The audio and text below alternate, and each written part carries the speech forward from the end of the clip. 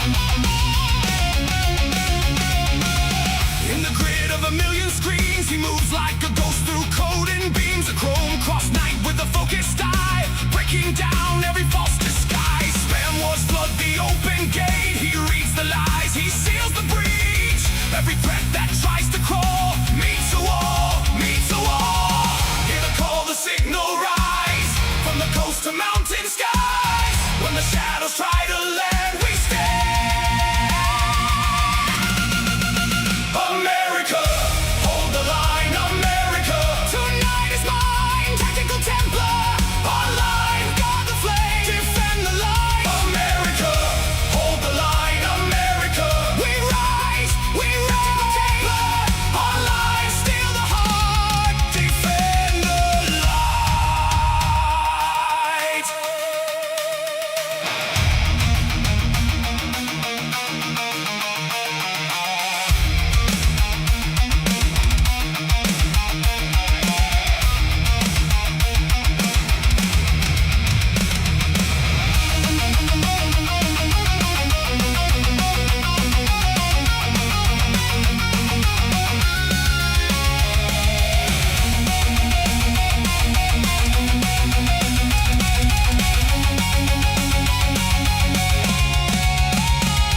In the dark of the midnight feed, he plants truth like a battle creed. No surrender, no retreat, just the thunder under his feet. From the screen to the steadfast shore, he stands for the things we're fighting for. One nation loud and alive. We endure, we survive.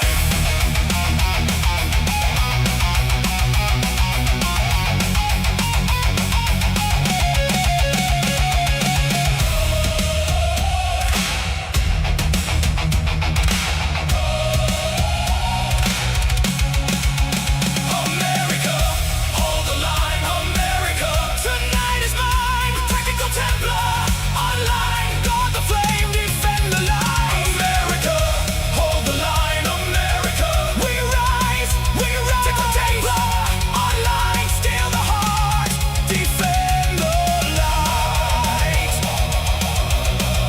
Hold the line. We rise, we rise, we rise, we rise. Tactical Templar, defend the light.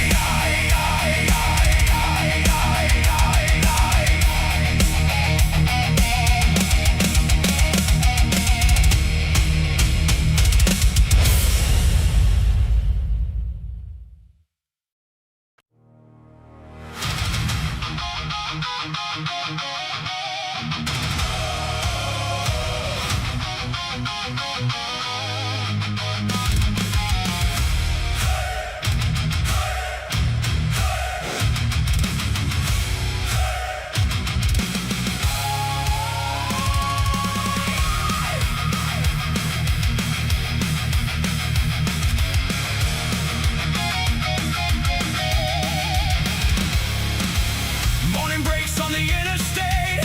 Steel birds cut the pale blue haze. From the farms to the harbor gates, one bright flag in a million ways. Hands that build and hands that mend, hard-won miles from end to end. Every road and river name burns like iron in our veins.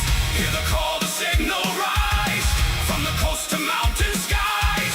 When the shadows try to land, we stand. America, hold the line. America, tonight is mine. Tactical Templar, online, guard the flame, defend the light. America, hold the line. America, we rise, we rise. Tactical Templar, online, steal the heart, defend the light.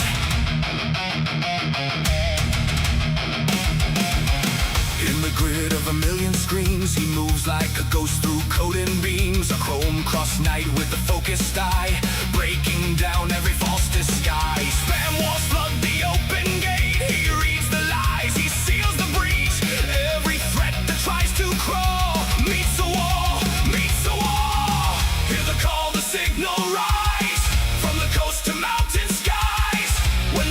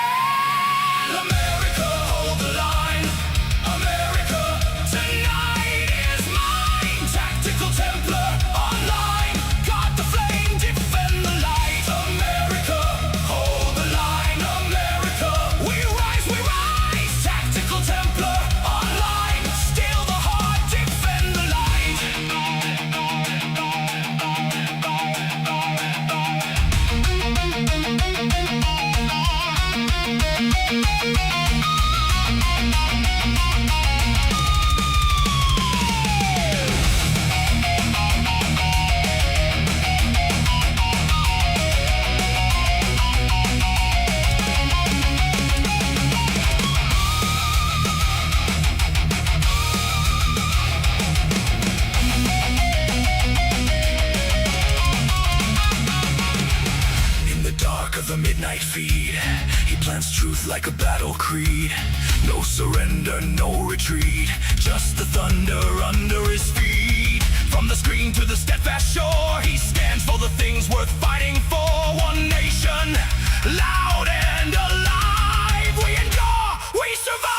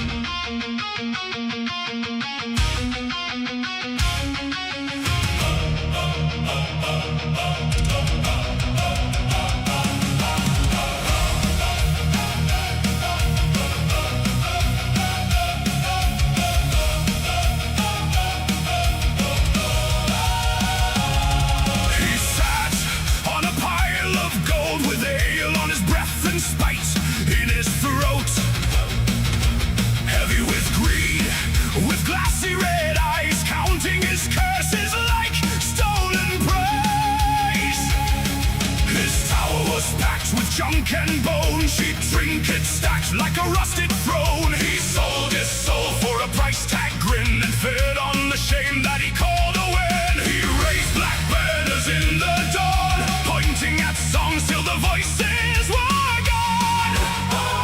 But every lie leaves a stain in stone, and every thief ends up standing alone. False flagger burn, your banners turn to ash.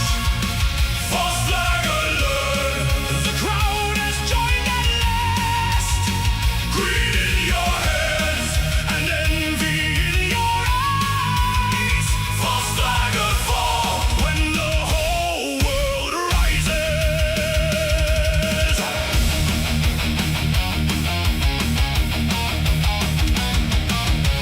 He hunted cards in the velvet haze, chasing bright treasure through fevered days, flipping his relics for silver and pride, while faithful friends were cast aside. He called for the chains, for the mute, for the break, for every voice he could make the world take. But the halls grew loud with the thunderous call, and neighbors stood shoulder to shoulder in fall. No crown for the man who feeds on fear, no feast for the one who poisons the year. He dragged his name through mud and fire, then found the bridge burned by his own desire. False flagger burn, your banners turn to ash. False flagger learn, the crowd has joined at last. Greed in your hands and envy in your eyes. False flagger fall when the whole world rises.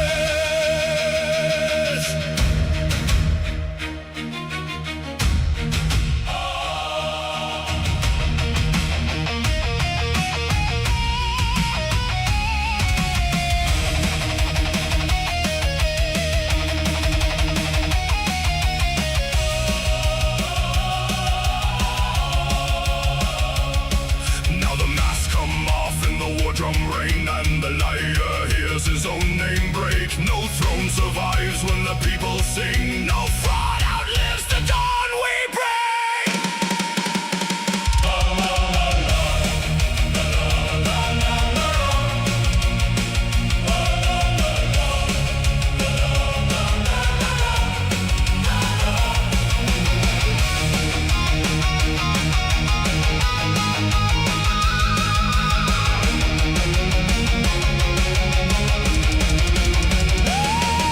That you False flag burn, your banners turn to ash. False flag alert, the crowd has joined at last. Greed in your hands and envy in your eyes. False flag fall when the whole world rises.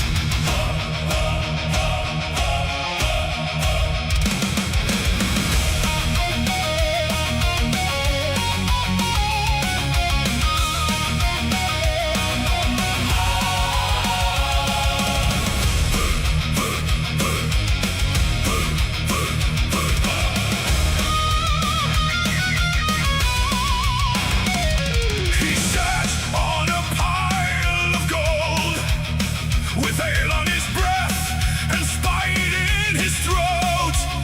Heavy with greed, with glassy red eyes, counting his curses like stolen prize. His tower was packed with junk and bone, street trinkets stacked like a rusted throne. He sold his soul for a price tag grin, and fed on the shame that he called a win. He raised black banners in the dawn, pointing at songs till the voices were gone. But hello, brothers. Welcome back to the show. It's so good to see you guys again. I am a little bit under the weather, but it's not going to stop me from doing the show and giving you the best that I got. But man, oh man, man, oh man. Listen, I'm not here. I'm not. I'm not here to, try to do a quartering stream, but I'll just tell you, I got hit with the Taco Bell lettuce. The Taco Bell lettuce got me. Okay, guys, it got me good. Man, I don't know. I didn't even have Taco Bell. I did have a salad the other day. That was probably one of my biggest mistakes. But yeah, it's not been good. I've really not been feeling good for the past probably 24 hours or so. We got Macho Man saying, well, technically we are all under the weather.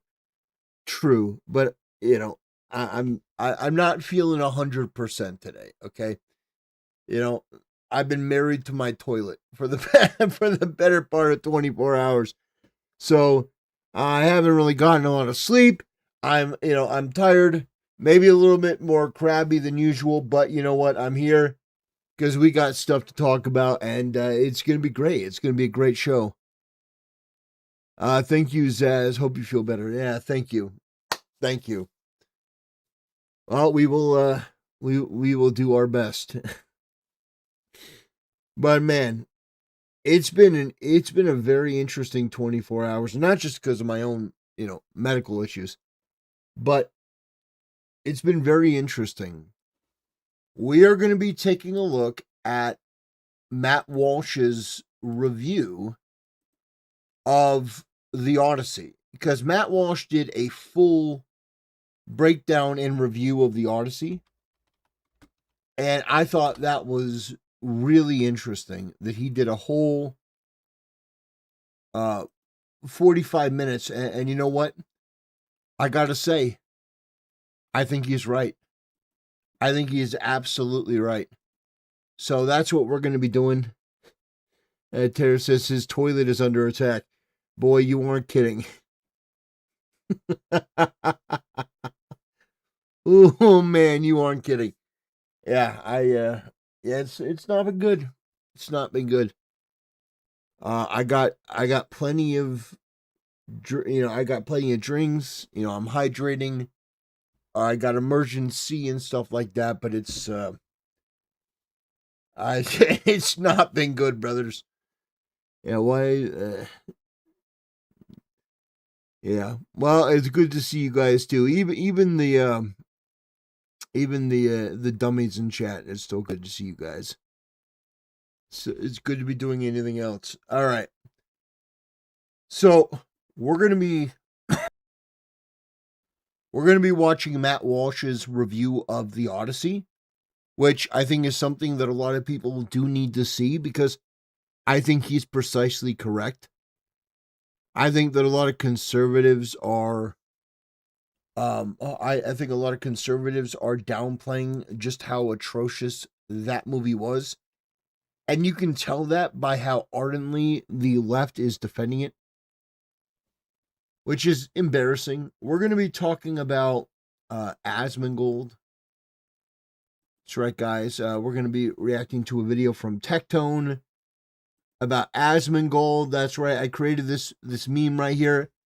Asmongold married with children. And I'm going to talk about a little bit, because people online, they're like, you're a hypocrite. I thought you didn't like OnlyFans whores. And it's like, that hasn't changed. That hasn't changed. But if Asmongold can make an honest woman of her, I think that'd be a great thing. I have no interest in watching a worse version of Oh Brother, Where Art Thou? Yeah, well, you got a point. But, with the Odyssey, there's so many better versions.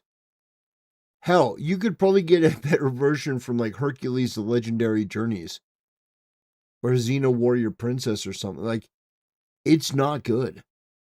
And I think people just have become too dependent on the slop. The goy slop.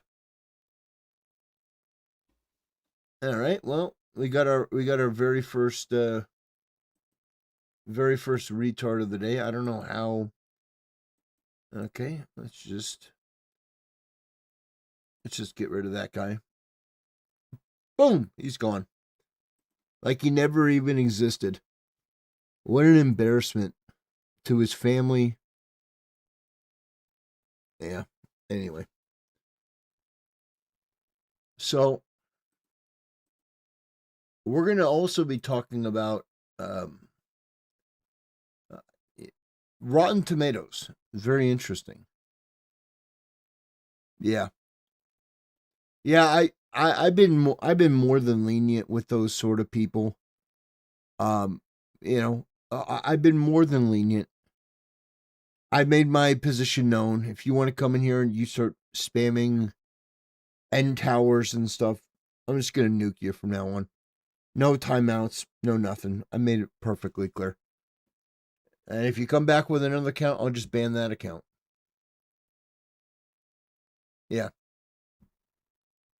So it's like these people act like animals and then are confused when they get treated like such. It's like it doesn't really take anything not to be, not to do that. It's just, I don't know. It's not clever or funny or interesting. It's just pathetic. But it says that is funny. I don't even think it's funny. I don't think it's funny because there's no comedy in it. You're just spamming You're spamming a word. It's just, no, it's not clever. It's just low IQ. Anyway, here we go. We're gonna get into it.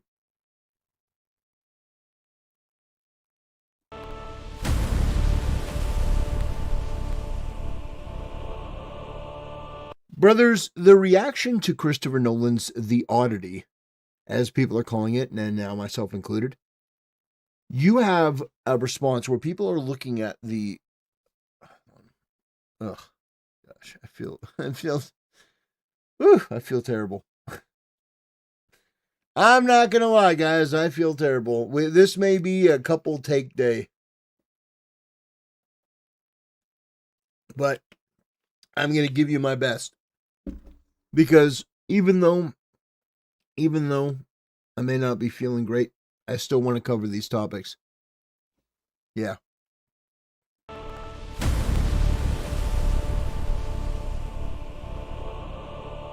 Brothers, Christopher Nolan's The Oddity has certainly caused a lot of ripples online, where you have people that are defending this, saying that it's brilliant, it's a masterpiece, 10 out of 10, the greatest thing ever.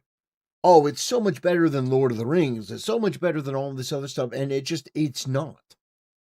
It's not. The Oddity is an abomination. It is a deconstruction of Homer's The Iliad and the Odyssey combined, because it seeks to deconstruct and rewrite and alter some of these fundamental things, because ultimately Nolan wants to get an Oscar for this. And unfortunately, in today's landscape, to get an Oscar, you've got a race swap, you've got a gender swap, you got to bring in a trans person, you got to pay, out the ass for all of these big name Hollywood actors to even get a chance at being nominated. And I think this guy's ego, he didn't really care about the authenticity of the project. He just really wanted the accolades and he wanted the praise. And I think it's done irrevocable damage to his reputation. I don't think that Christopher Nolan will ever be viewed the same again. And some people may scoff at that, but it's true. This is one of the most controversial movies of the year because it's so bad, and yet there are people that are willing to fight so hard to defend it. This isn't Gladiator. This isn't any of those other movies that have come out that have been so much better, so much well respected. Oh, gosh. Oh, man.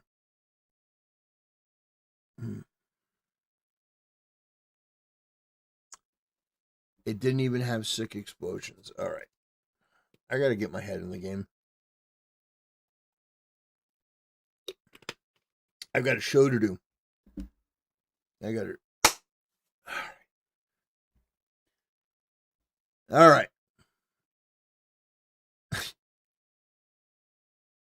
All right. Here we go.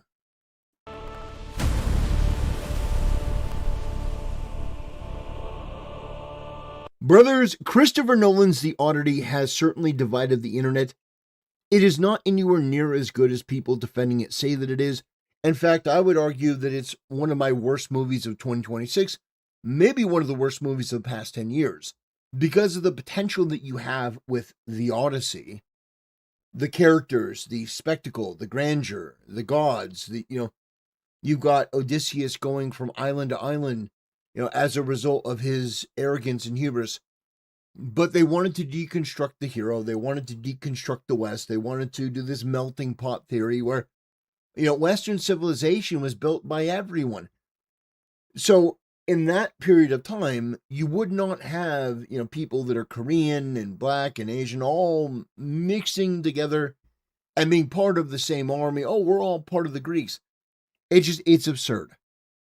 And the thing is, to counter that, people have brought up like The Last Samurai, or a movie that people haven't really watched, like, what was it? The Gods of Egypt? Yeah. The Gods of Egypt would actually be an argument in my favor, which is that you had Hollywood doing something that was absolutely ridiculous, with no reason behind it and was vandalizing that particular culture. It's literally my argument that they're making back at me to say that my argument is invalid. No, I'm gonna use, you dare to use my own spells against me, Polta. Yeah, it's not gonna work well for you because that's my argument. I think that's ridiculous. I'm not defending Hollywood doing that. So anyway, we're gonna watch your boy Asmongold, who, by the way, congratulations, Asmongold, on getting a girlfriend and all that. Big news from Baldy here. He's no longer the Chud King. No, he's a domesticated man now. He's got to put down his loincloth and his massive club, and he's got to put on a suit. He's got to dress up. His girlfriend is making him get a haircut and take a shower, clean his house.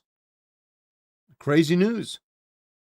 But anyway, Asmongold is going to talk about the ridiculousness of the audience score on Rotten Tomatoes, which a lot of these people are using as a gauge to say, well, this is why the movie was so good. It's like critics and audiences loved it. Well, no, there's something rotten in the state of Denmark. There's something that's not right here. You mean to tell me that critics and audiences loved this Odyssey more than Lord of the Rings? I don't buy that for a second. Rings, The Return of the King on Rotten Tomatoes. Christopher Nolan's Odyssey sits at 95% reviews, edging past Return of the King. The Odyssey also leads with 97% popcorn meter score from verified ratings compared to Return of the King's only 86%. Rotten Tomatoes says the Odyssey is a 97% score. The raw JSON data proves that it's actually 56%. See the real numbers for yourself on the Odyssey page. A few lines down, you'll see JSON data block that looks like this, the liked count and not liked count, extracting the true poll score summary. And so we know that Rotten Tomatoes curates their scores. We know that that's something that happens. It's not a mystery. They did that for Captain Marvel as well. But you have these people on the left that, by the way, can't even tell you what a woman is, but they're going to tell you, oh, I know all the intricacies of how Rotten Tomato uses their system, and because it happens to align and agree with me, I'm going to say that this is ridiculous. Shut the fuck up. You have no idea what you're talking about. The data is clear that they have been meddling and tinkering with these scores, and of course they would, because they want to give lower scores to movies that the status quo doesn't agree with, and they want to give higher scores to movies like Captain Marvel. They've done this for a long time. out of the 886 active Rotten Tomatoes users who, at the time of this writing, navigated to the site on their own to write the Odyssey, 56% rated it positively. The current generated 97% score displayed so prominently is simply an artifact of a push notification pipeline heavily biased towards opening weekend ticket buyers. So apparently Emily Wilson was mixed on the Odyssey. This is exactly the twist the culture war needed. Yeah. So, guys, this is the insanity here. If he plays this clip, the woman who wrote the feminist interpretation of the Odyssey is criticizing Christopher Nolan's work because it was too woke. Yeah, the movie that wasn't woke, it was too woke for the woke feminist. Yeah. How do you like them apples? The woman who wrote the feminist interpretation of the Odyssey that Christopher Nolan used as the foundation for his movie said the movie was too woke. Basically, she was the one that made the 2017 translation of the Odyssey, the Foyd edition. She questioned a range of omissions to the incoherent messaging that both condemns war and physical cowardice. Very modern. And he seems to feel bad about being a warrior, and we never actually get to see him doing much warrioring, which I thought in a way was a bit of a shame. And I think that's one of the big challenges for Nolan, right? Yeah. Is that he has to make the protagonist a likable all-American hero, basing this on a poem where the hero is not necessarily motivated by being a nice suburban parent, but actually by, he wants glory, and he wants to get spoils from the sack of a city. So even she's criticizing it? That's funny. Going back to the poem. It is funny. It's funny because even the feminist Floyd is like, this interpretation is bad. You know you fucked up when even the feminists are criticizing you. Even the feminists who wrote the god-awful interpretation of the Odyssey is coming for your ass. You know you screwed up. And looking at, okay, what fuels all this? What's sort of there behind it? The golden rule, the idea that, you know, treat others as you would be treated, the glue that binds society together. The more I thought about it, the more that became important. Mm-hmm. And society can only function with respect for strangers. It's a point of connection. It's so ridiculous. So this guy's putting in his own politics into the movie. He's overwriting the actual message of the Odyssey and creating the oddity. That's what it's called. This is the oddity. It is an oddity that this exists in this form.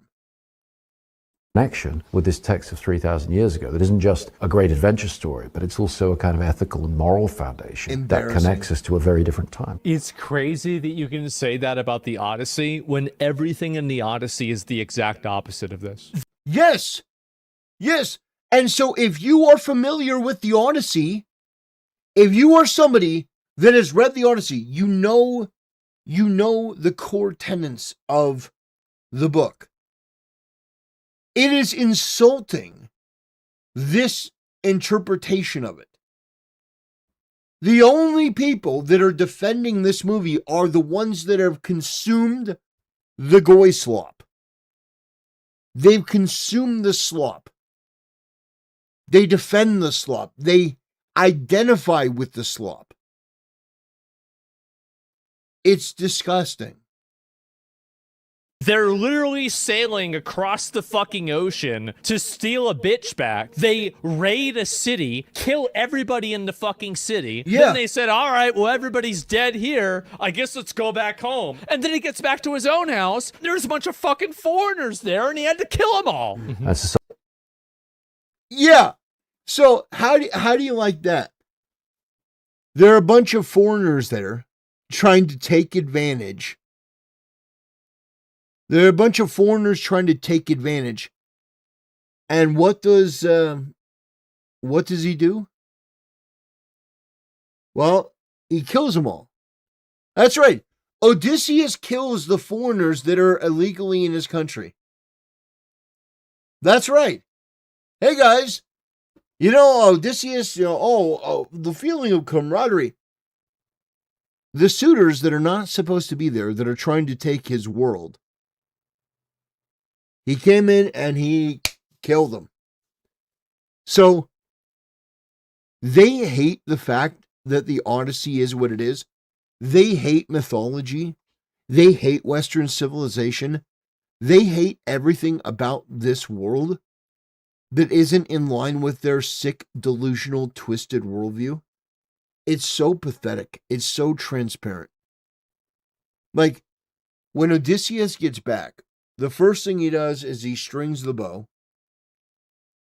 and then he kills the suitors, who are the people that are not supposed to be there.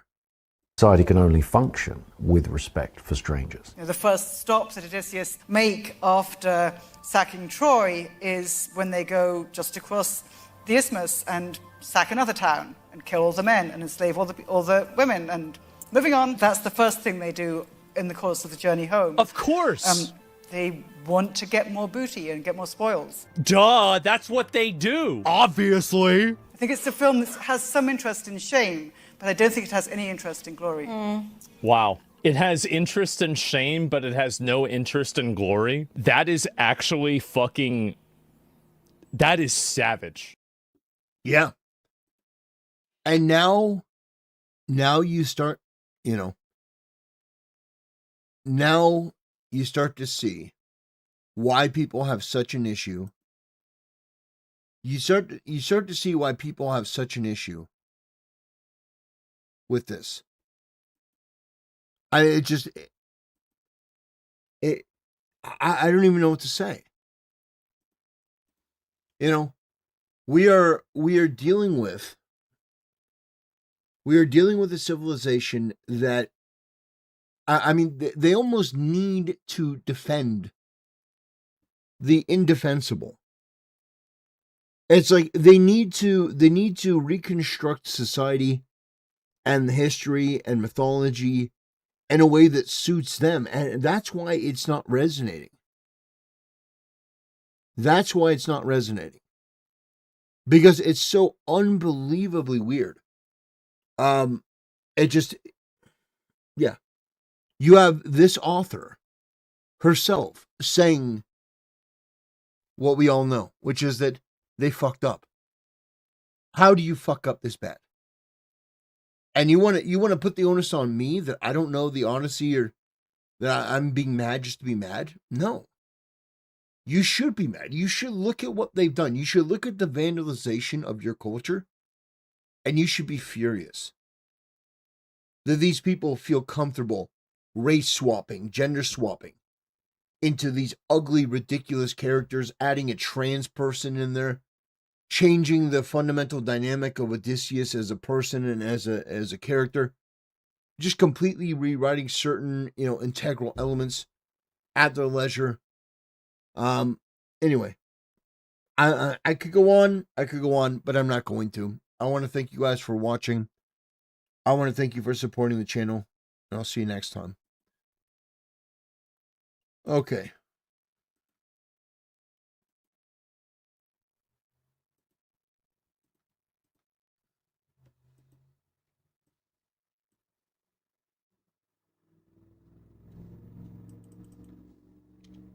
Let's see.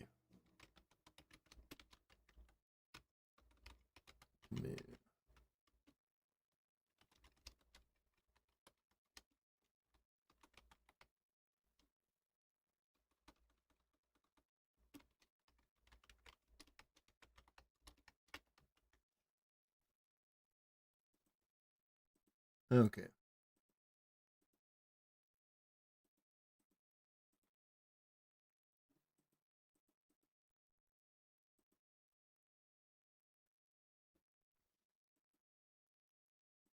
Let's see. Foreigner rocks. Foreigner sucks.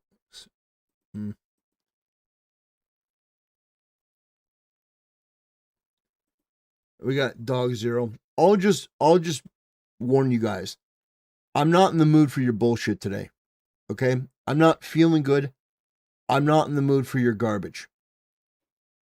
Most days I'm pretty, I think I'm pretty lenient. I think I'm pretty reasonable. Today I don't feel good. I just don't have the energy to deal with the nonsense from you guys. So I'm just letting you know that up front. I will time you out at a moment's notice. I don't care. I need to get through the videos that I need to get done. Nothing. It's just one of your other idiots from the sector was causing problems. And in fact, two of them were causing problems. So, I banned them. So, but today I'm just not feeling good. I just am not feeling up. So my patience is not as much as it usually is. So I'm just looking to get my stuff done.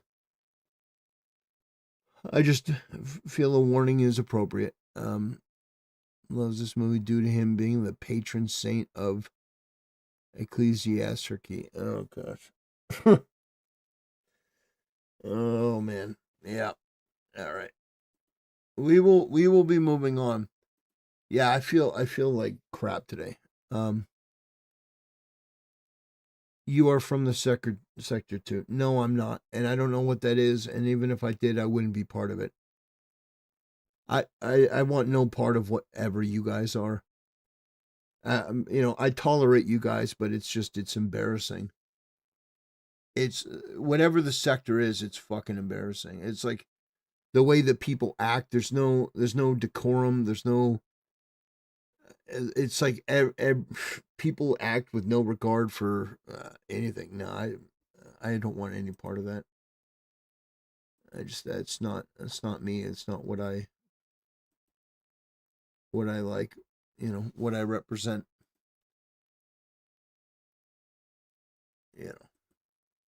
man. But I feel terrible today.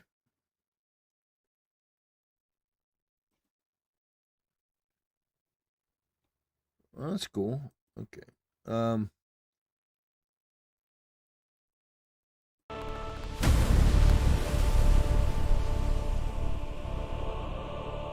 Brothers, Philip DeFranco is a name that you probably haven't heard in quite some time.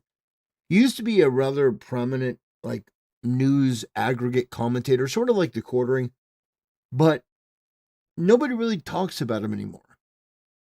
But we are going to talk about him today. I know, crazy. Well, Philip DeFranco decided to do a video talking about the Odyssey. And his perspective is that the Odyssey is this massive success. So all the right-wingers that were critical of this, well, I mean, you know, they have egg on their face. They were humiliated. They were embarrassed. So, yeah, I look at this and I go, this is embarrassing. This is typical lib slop garbage where you're trying to rewrite reality to fit your own narrative, to fit your own agenda. And so I look at this, and he's going to defend the Odyssey because it's convenient to go after conservatives, saying, oh, conservatives are wrong. Conservatives have been right about most of the movies that have come out that have been woke for the past 10 years and the damage and the ramifications that they've had. You know, people were defending Captain Marvel back in 2017. They said, look at how much money it made. It made over $1 billion. But where was the cultural impact? Where was the real success of that? You think that earning $1 billion is, you know, akin to just being a massive success? No. People going to see a movie is not enough. The damage that was done from Captain Marvel affected the entire MCU for a while. The bad will, the bad press, the bad PR. So I think that Christopher Nolan's The Odyssey, I think this is going to, I think it's not only going to be a flop in terms of how much money it makes. I think it's going to be a flop in terms of the cultural impact. Because already, I hear people saying, I would never watch this again. Unlike The Gladiator. You know, Gladiator, people would watch over and over. But this is something, you know, this is something that I don't think people are going to return to. Because there's something inherently wrong with this. Not only the miscastings, which, I mean, even Philip DeFranco should have to admit that there's miscastings. You got John Bernthal, who plays John Bernthal playing John Bernthal. It's like these actors, they're not really playing a role. You know, ironically, you know who did the best job in this movie? I can't believe I'm saying this. Do you know who did the best job in The Odyssey? It isn't Matt Damon. It's Robert Pattinson. Robert Pattinson, I mean, he wants so desperately for you to forget that he was in The Odyssey, the Odyssey, in Twilight. Excuse me. Yeah, he doesn't want you to remember that he was in Twilight. Now, I'm being a little bit tongue-in-cheek, but the fact is he actually did the best that he could to make you hate the character. And when the villain is the one that puts in the most effort and the most emotion, it was an embarrassing movie. It was really bad. It's going to bomb. It's going to be a nightmare. Nobody's going to go. Yeah, it was a nightmare. And in terms of how much money it has to make, like, here's the thing. People like Philip DeFranco, what they'll do, and this is something that's so hilarious to me, what they will do is they will say, oh, well, the movie made $260 million in its opening weekend, so therefore, it cost $300 million to make plus marketing. well then, they're already almost there. They've almost broken even. Now, the part of that makes me laugh is that is to assume that if you make at the box office $300 million opening weekend, that the $300 million goes to the company. No, it's usually 50-50. So the theater keeps 50%. The theaters all keep 50%. Sometimes it's 60-40, depending. But it's about 50% of that. So 50% goes back to the company. So if they made $300 million opening weekend, they get $150 million. And at this point, that doesn't even cover the marketing. So they're going to have to reach, probably to make this profitable, they're probably going to have to reach over $1 billion. To make it profitable and to make it worthwhile, they're probably going to have to hit over $1 billion. Now, will they do that? I don't know. It'll be interesting to see. Usually there's a pretty precipitous drop-off after the first week. But we'll see. But I don't think this movie is going to do anywhere near as well financially as they're all bragging about. Captain Marvel did $1 billion again. And, it didn't have the staying power or the cultural impact that they demanded that it did. See this woke movie, and it's going to be a box office bust, and they're going to make zero money on it. And it turns out they were right about nothing. The Odyssey crushed. It broke box office records by... Yeah, that doesn't mean anything, though. Philip, you are making a judgment before the box office is even concluded. Philip, I've already explained this, and you should know this. That breaking box office records doesn't mean anything. We're talking about the final box office total. Now, if in a couple weeks the movie has hit $2 billion, broken every record, $2 billion, then we can say, all right, this made a ton of money and this was wildly successful. But if that's not the case, then will you admit that you were wrong and eat crow on this? No, you'll just deflect and you'll make excuses. You are criticizing people before the cake has had a chance to sit. You took it fresh out of the oven and said, success. You haven't really gotten a chance to see if it's actually solid, if you did it right. It could be mushy in the middle. And this movie definitely is mushy in the middle. It's a mess. It's sunk in on itself under the weight of its own hubris.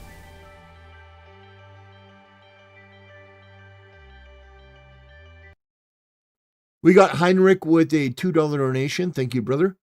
Saying Franco is pure own the chuds slop.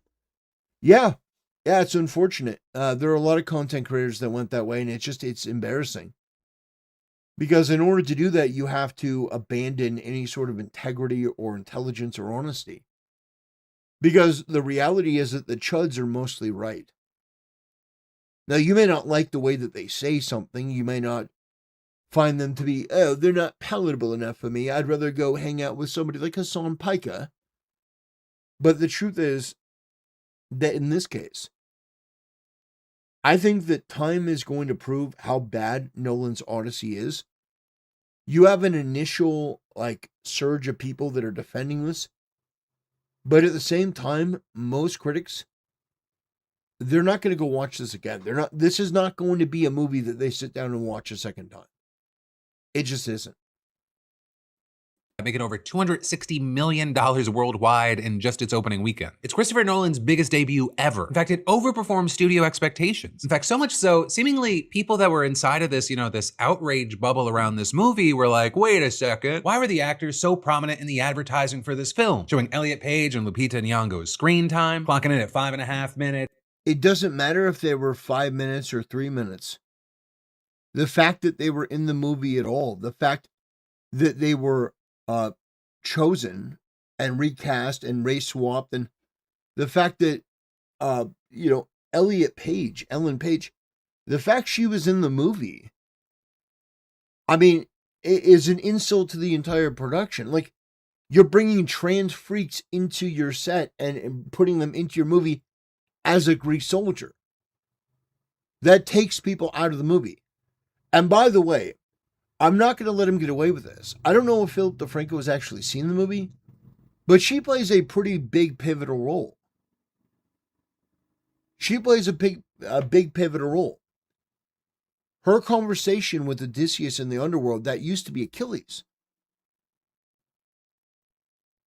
It's in just a little over 3.5 minutes. And the obvious answer that a lot of these people didn't realize is they really weren't overly thrown out there. It was all the culture warrior chudge. No. Them being in there in the first place is the problem. Trying to get people Helen of Troy being an unattractive black woman was an insult to the story. riled up, get views from stuff that were like, look at these people. People making an issue out of Yes, because it's a valid. non-issue. And in fact, It's not a non-issue. now that the movie's out, you even have people like Ben Shapiro conceding that it's a Ben Shapiro is not a conservative. Oh my gosh. Ben Shapiro is not a conservative. Ben Shapiro is not a litmus test for culture. Ben Shapiro is not America First. Ben Shapiro is an Israel First Jew that doesn't give a shit about culture. This guy has never understood or cared about culture. He wants to be liked by the left. That's one of his biggest curses. No, he's not right on this. He called it a masterpiece because he doesn't understand or care about, the cultural ramifications. He doesn't care. He overlooks it. He downplays it because he wants to be liked by Hollywood and, Hollywood actors. masterpiece. And you can just find video after video showing people waiting in these massive lines. Some saying they've already gone multiple times or went to showtimes at 2 o'clock in the morning because they were the only IMAX screenings with any seats left. You even had IMAX's CEO saying, when we look at our pre-sales for the next 5 weeks, we've sold out shows in IMAX. Yeah, if your movie needs IMAX to be special, your movie's a piece of shit. It's a gimmick. You can watch the 1997 Odyssey on your phone, and it's a special experience. But, oh no, you need to see it in IMAX. That's how you really need to watch it. No. IMAX film in week 5 for a lot of theaters, so this thing is going to play. And part of the reason there has been such a demand for this movie is the format. The Odyssey is the first feature film that's been shot entirely on IMAX cameras. And so with that, you have places like Wired saying, despite the best efforts of some of the world's worst people, you can't just quell the basic human desire to see big-name actors on enormous screens battling enormous monsters and bedding down with witches. You can Yeah, despite the efforts of some of the world's worst people, some of the world's worst people are these far-left activists defending the movie. They are genuine subhuman demons. They are degenerate, unctuous, creepy, foul, detestable people that always try to subvert and taint and destroy culture. And I don't think there's anyone that can really disagree with that, if they're being honest. The most foul and odious of creatures, the people that consume the pig slop, those are the people on the left. Those are the people that are defending this. can downvote a trailer, but you cannot downvote the dreams of the larger movie-going public. You also have the likes of Vanity Fair arguing that its success breaks the go woke, go broke myth. Yeah. By the way, all of this, this was from 3 days ago. So this was even before, the movie had really even had its full opening weekend. Like he's jumping the gun. So there, it feels like Because he is a woke, sycophantic freak. Like, look at this guy's face. This guy has more plastic than, Kim Kardashian. It's nuts. He's making all these excuses. Well, it's over. We'll see. I don't think this movie's going to have staying power. I don't. Because the movie itself is shit. everything's on a repetitive cycle. When the movie bombs, people go, oh, it proves it. When it doesn't bomb, people go, oh, it proves it's not true. Meanwhile, there are often numerous reasons why a movie will succeed or fail. But what I will say is I did agree with the article that most normal people are not terminally online, and they were likely, quote, unaware of this manufactured controversy. And even if they have heard about it, they certainly aren't letting it influence. Yeah. Hey, did you know that Helen of Troy was ugly and she was black? Like, if you told a normal Walmart American, hey, do you think that Helen of Troy should be ugly and black in this movie? Do you think that they say yes, or do you think that they say no? In fact, we can run a poll on my own YouTube channel. We can run a poll. That's what we're going to do right now. Should Helen of Troy be unattractive and black?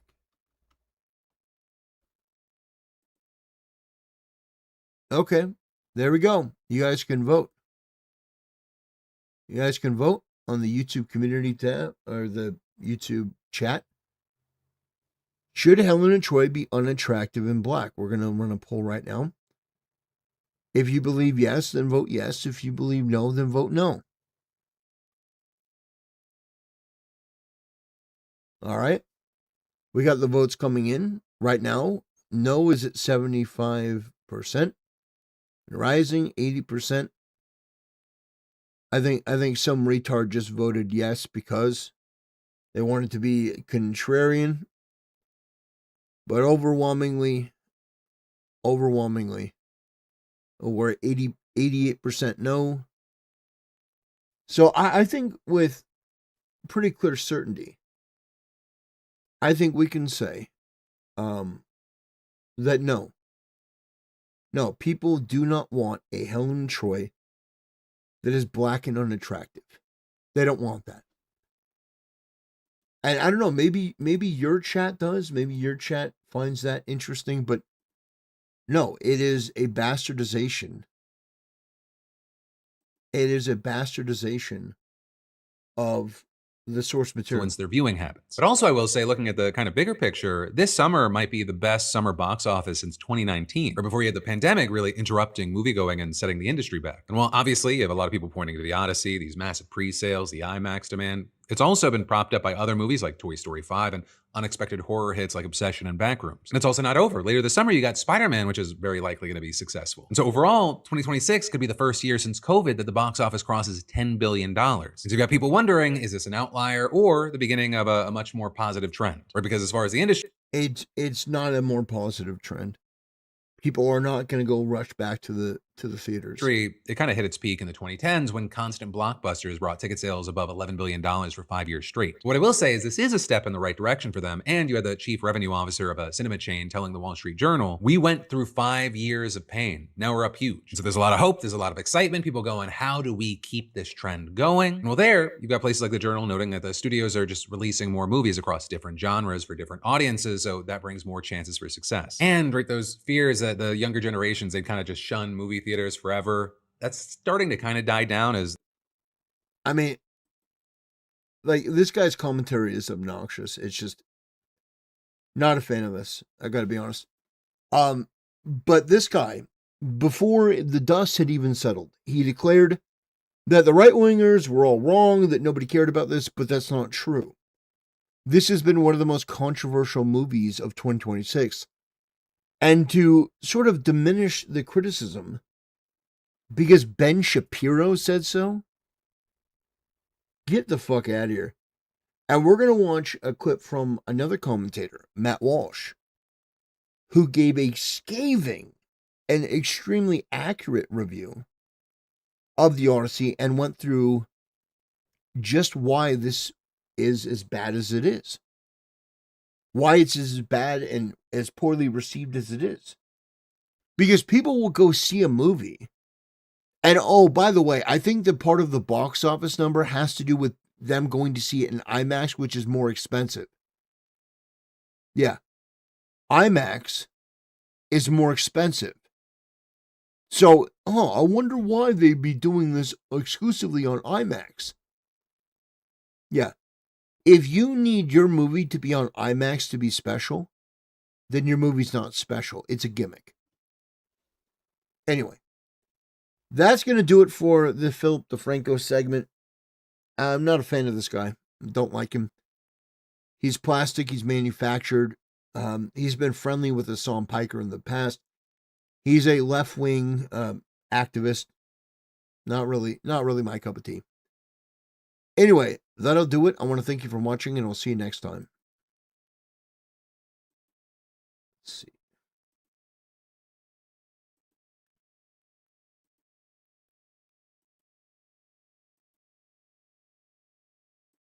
Okay.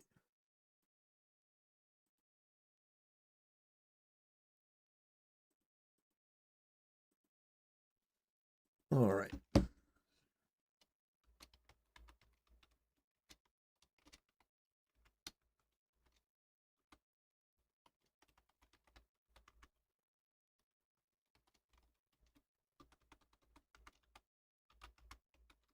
The Odyssey.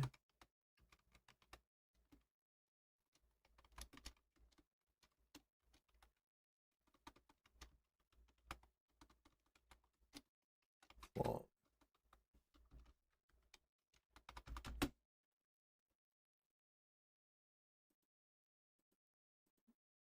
Okay.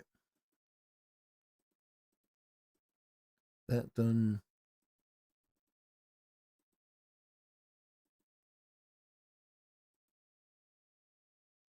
Have you been keeping up with Jimothy? Nah, I can't say that I have. I saw that one video, and that was it. Just one video on Jimothy. Okay.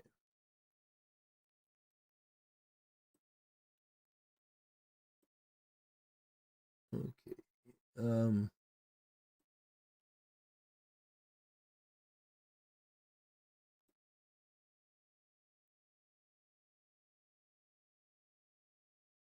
Okay.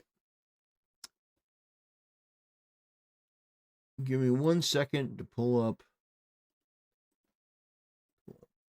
Do it. Video on.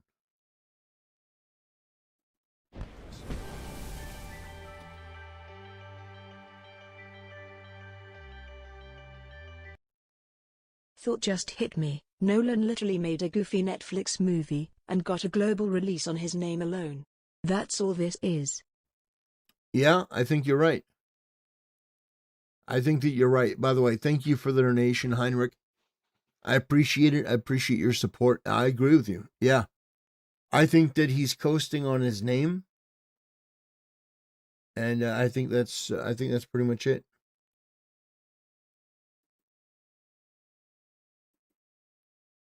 I think that's pretty much it.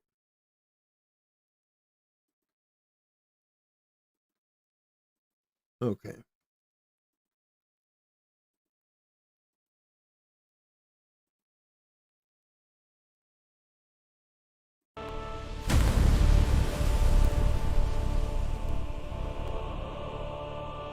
Brothers, we are here to talk about Asmongold. Asmongold married with children. That's right. So everyone has been talking about Asmongold and his girlfriend. Everyone has been paying attention to this because apparently Asmongold is the most interesting guy in the world. And when he does something, people just have to pay attention. Now, there are people that hate this girl, and they hate Asmongold, and they hate her because she's with him. And the thing that's so fascinating is that people hate her for different reasons. You know, the Red Pillars hate her because, Myron Gaines went on a rant where he was like, this bitch should be in a maid's outfit. She should be cooking for him, cleaning, doing all the housework, all the chores. Asmon shouldn't have to do anything. They basically wanted a video or an image of Asmon sitting with his feet up and basically this woman like working, cleaning up his house. Like, well, he just sits there with his feet up. That's sort of what they wanted. They wanted that like Shud aura moment, and they didn't get that. Asmongold cooked food for her and cleaned his own dishes.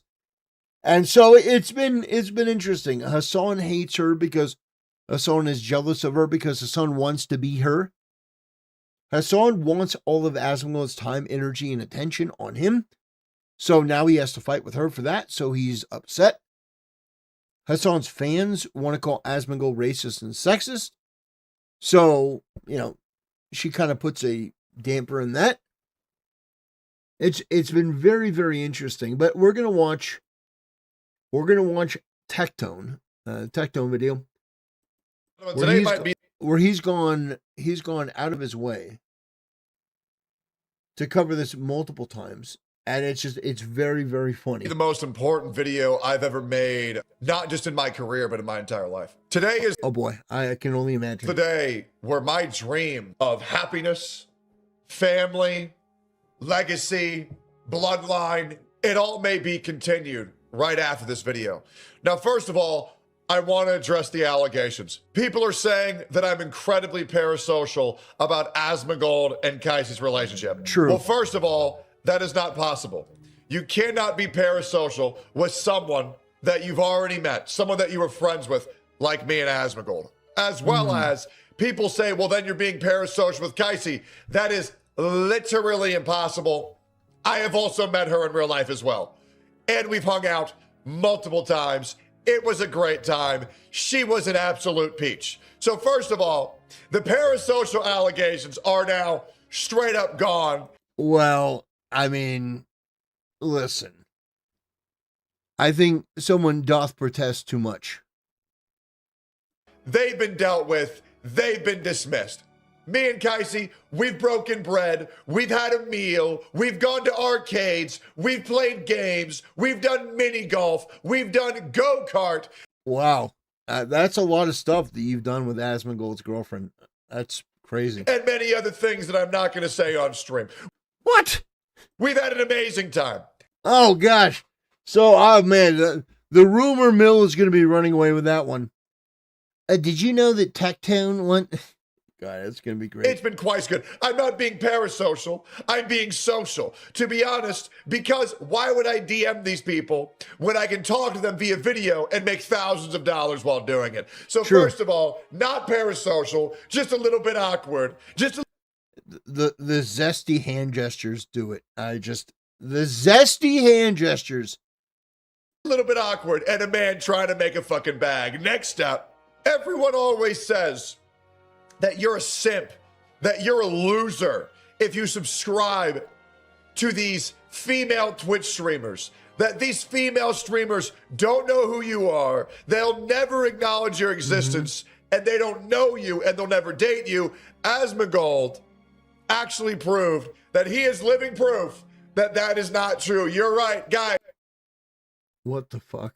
I want you to notice, Asmongold was the #1 subscriber to Kaisi on Twitch. And guys, what I'm about to show you next is going to blow your mind. What the heck? This isn't from 2026.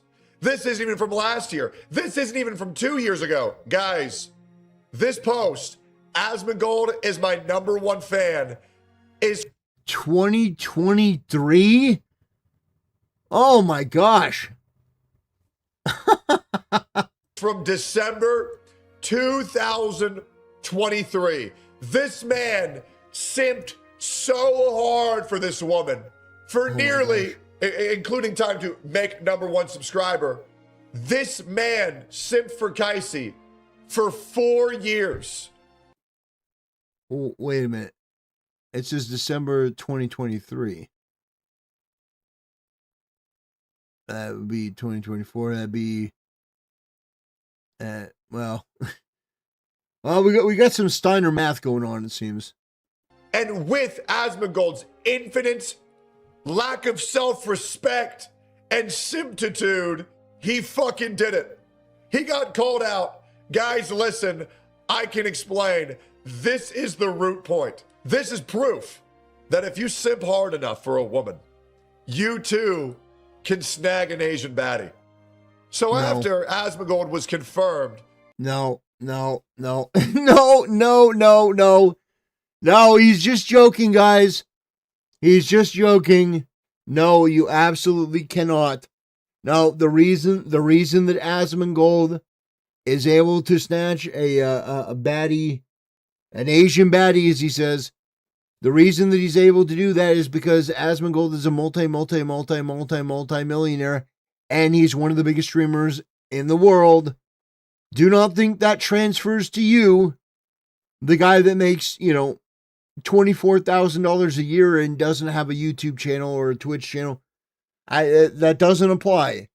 You subscribing to, somebody's OnlyFans, that's not going to, that's not going to translate. It's not going to translate at all. I just want to make that perfectly clear. Okay? You know, I just want to make that perfectly clear. It's not gonna work. I don't know what Tectone's doing here, but I do not concur. You know, I think he's just joking. To be Kaiser's #1 subscriber, within a month of that post, they hung out in real life. Yes, because he's a multimillionaire with one of the biggest streaming platforms on the planet. They cuddled on a couch live on stream. Asmongold was seen with a woman. We now understand why this all happened. Kaisi has to take Asmongold in small doses, kind of like taking little droplets of poison. Damn, you don't have to do your boy so dirty like that, man. To build an immunity. And thusly, every single time they meet up, the stay gets longer and longer. People in my chat are freaking out. I think he's joking. Listen, I don't think that Tectone has become a soy infused Baldy. I don't think that he's transformed into like Papa Gut. I think he's just joking, guys. I think. I have no idea what Tectone is saying. Well, Tectone doesn't know what Tectone is saying, okay? Here's the reality, okay? He's making a funny video. I think it's funny. But the reality is that what this girl is doing is wrong. It's disgusting. Being an OnlyFans whore, it is revolting. If Asmongold can save her from that, and she can help him in the process, that would be great. And see, here's the thing. Here's the consistency. I like Asmongold. And this girl, I mean, she's been able to roll with the punches. I don't approve of her, of what she does. I think it's disgusting. I think that, and it does, by the way, it does absolutely damage him, that they're dating. You may not like that, but when I'm looking at my feed and I'm seeing people that hate him that are posting pictures of her in her underwear and stuff, you say, well, it's promotion.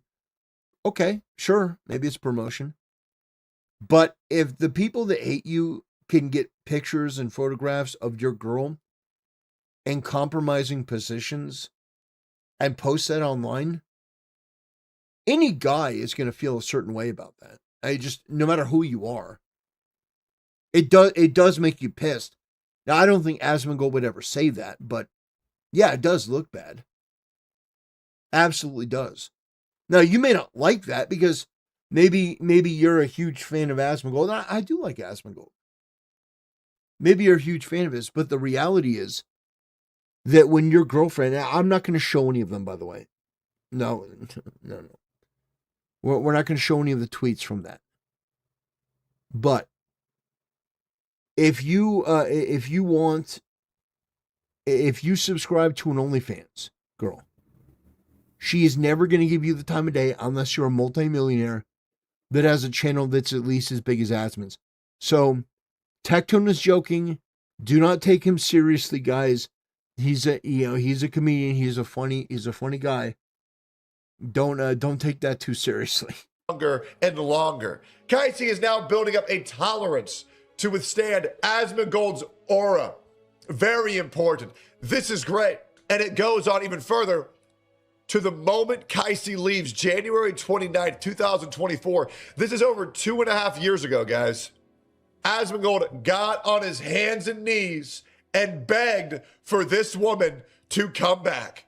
So I want to make this very clear. Asmongold has thrown all self out on his hands and knees and begged for this. Wait. He said, please come back. Can't. Looking in your eyes while you talk and pretending to be interested in anything you're saying was simply too difficult for me.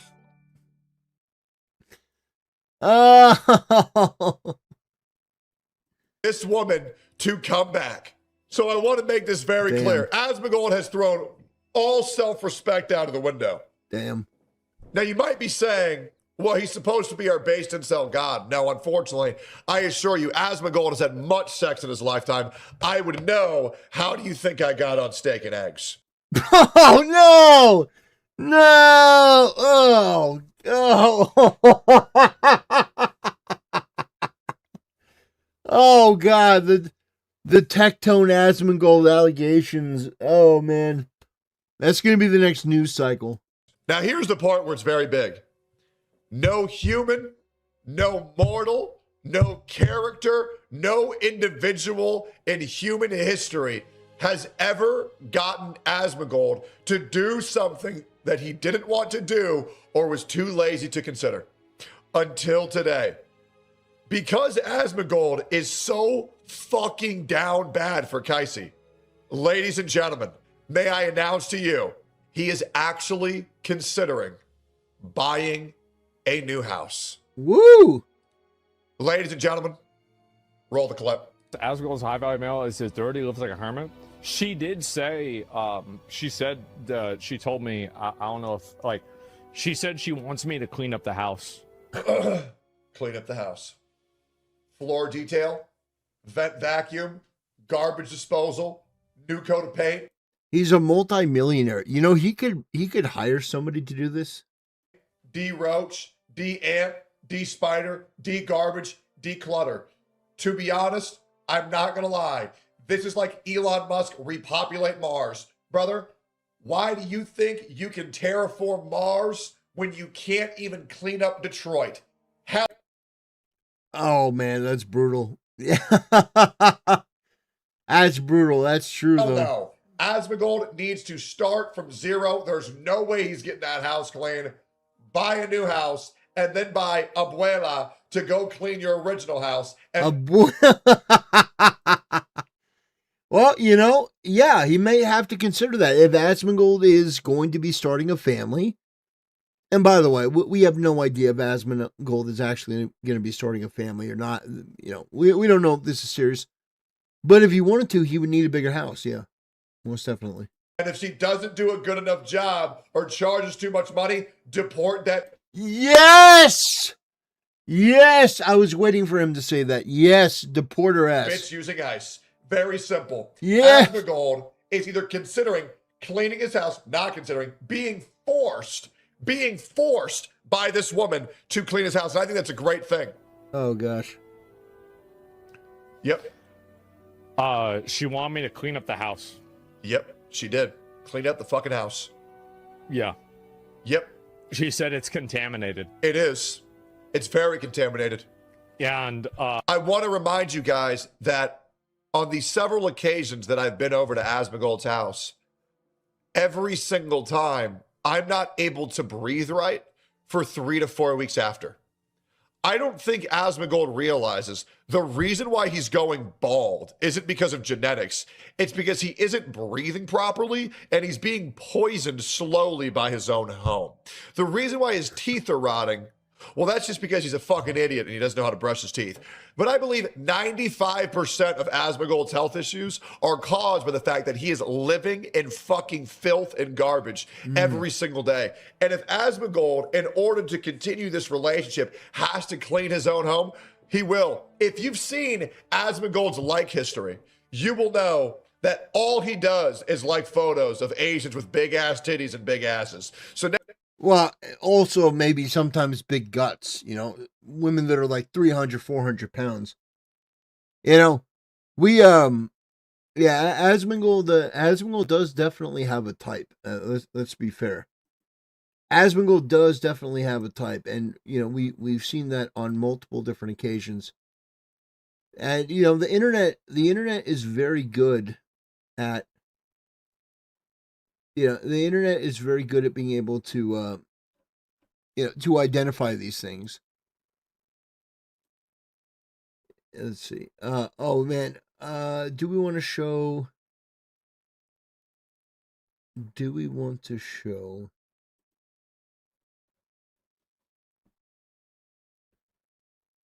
Do we want to show the? I don't know. I don't know. I think we'll. I think we'll hold off on that. But there was a Yeah, that was a funny thing I wanted to show, but no, we'll just move on. But yeah, I definitely think this is it's a step in the right direction for Asmongold if he wants to start a house and start a life. But I mean, let's be honest, Asmon does have a type, and it's women that are plus size. Hey, S tier body type, brother. Now that he has one in real life, he's going to do whatever it fucking takes in order to maintain and secure that relationship. I respect the brother's grind. I do. I respect the brother's grind. I do. Let's get going here. It begins. No, that's number one. Yep. She said she wanted me to shower more. Yep. Brother has to fucking shower. I'm not going to lie. Asmongold doesn't smell bad. People keep saying that he smells old. Like he smells like the decrepit house. But I think they're probably right. Because, I mean, if multiple people are coming out and saying that Asmongold doesn't smell, that is a direct contrast to Hasan Piker's friends coming out and saying that he smells like shit. But he also doesn't smell good. He smells like, you know that smell that you smell whenever you go to your grandma's house that's kind of like slowed down a little bit, so she can't really clean the house as well anymore? Oh, gosh. He kind of smells like that. He kind of smells like dust and cobwebs with like a little bit of gamer musk. It's not bad. It's not great. But, like a couple of showers, maybe a little bit of cologne, and you're good to go. It's really that easy. Damn. And I think there was like one other one I forgot. She gave me a big list of things that she wanted me to do. I forgot what the other ones were, though. Yeah, that's not good, bro. That's not good. Because how are you going to give her shit for forgetting your Chipotle order when you can't remember what they say either, man? You got to fucking lock the fuck in, bro. We got to cut back. We got to cut back on the Power World, though, brother. Her boyfriend? There it is. It's always the same, isn't it? Yeah. Yep. The man, yeah, you go to the gym. I don't think that was one of them. Israel's trying to compromise you. True. Why not buy a second house? I will consider. Wow. I don't know. Like there's a house. Wow, I was that's gonna buy. I big. ended up not buying it though. I might do it. That's big. Asmongold. Asmongold buying a second house. You haven't spent any of your money in. I mean, guys, can you imagine? Can you imagine Asmongold buying a house, doing a stream from a completely new room, and coming out going, "All right, guys, all right, my wife is going to be streaming with me today. We got a special announcement. We're pregnant." I mean, can you imagine the ramifications across the internet? If Asmongold can speedrun having a kid before Hasan Piker, can you imagine the cope and seethe from Hasan if Asmongold comes on stream and goes, "Guys, my girlfriend's pregnant and she's gonna be having my kid"? I think that may actually finally do it for Hasan. I think that may be it. I think that may be the thing that pushes him over the edge. 12 years while being one of the most successful streamers on Twitch. Listen, Asmongold, I know how much you make, and I understand right now, lowballing it, you have at least $65 to $80 million just chilling there. Probably. Why stop at one house? Just buy 100. And that way, at least for whenever one gets too dirty, you can just move into the next one. And you never have to clean ever again. It's really that easy. You have fuck it money. You don't care. And by the way, Asmongold, can you just give me $5 million? Like, seriously. You wouldn't even notice that it's gone. Like, just give me $5 million. You fucking owe me it. I don't know why. I'm not going to pay you back. But just hook me up. Hook me up. Give me $5 million. Oh, man. I did not expect the Tectone begging arc. Oh, man. The Tectone begging arc is on another level. But you know what? I respect it. Because unlike the quartering, at least Tectone is begging from somebody that could afford it and at the same time maybe wouldn't give it to him but wouldn't miss it. Let's be real. $1 and we'll just call it a day. We'll call it even. We'll call it even for all the shit that you've caused me in my life. Give me an easy $5 million. I'm going to go relax for a year in the Bermuda with my hot fucking wife, and I'm going to have like 15 fucking children. Okay? Just give me $5 million. It'd be... Wow. That's something. Guys, call me crazy. I don't think that Asmongold is going to give him $5 million. Great. I would love that. And if you don't, I'm going to kill myself. Oh, no. That's a joke. Or is it? Oh, man. So apparently, Tectone has threatened to kill himself if Asmongold doesn't pay him $5 million. Let's keep going. Oh, brush your hair. She did say she wanted me to cut my hair shorter. And he needs to. Not only does he need to cut his hair shorter, he needs to shave his head bald. Oh! He needs to shave his head bald because this ain't it. Chum bucket drama status? What is that? Yo, Pegson, link that shit again. I can't click it. Chat's going too fast. But not like super short. She said like when I played Final Fantasy 14. That was the frame of reference that she used. Yep. Here's what I'm going to say, Asmongold. After being in your house and you pretty much gave me COVID-19, you owe me $5 million of fucking reparations. Guys, whether you like Casey or whether you don't like Casey, whether you think Asmongold is a simp or not, I would never call him that. Seriously. In jest, I would. I think Asmongold is a great man. And if this woman can accomplish the change that we all know he needs to make, it's a goddamn good woman.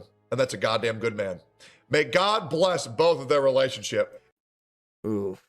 And I can explain why, you know what? I'm not going to explain my whole tactical plan yet. But either in victory or in defeat, this is a massive W for me. Either way. And I'm not going to explain what I mean right now. But either way, Asmongold and Casey is a massive W, not just for me, but for all of humankind. And I will explain why one day if I have to. But for now, I will continue to say nothing. All right. Well, that was the video from Tectone. That was a video that exists. And yeah, that was something else. No, we like Tectone. Go show some love and some support for Tectone. He's actually a very funny guy. He's one of the funnier content creators. He's out there. He's eccentric, crazy, and the dude's getting married. I mean, the dude is getting married. So congratulations to Tectone. Unlike Hasan, who's going to remain single and childless forever, Tectone is going to have a family. That's great. That's tremendous. Congratulations to him, big time. So, let me see. Okay.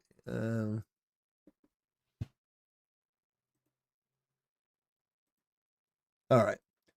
So now I'm going to do my own video.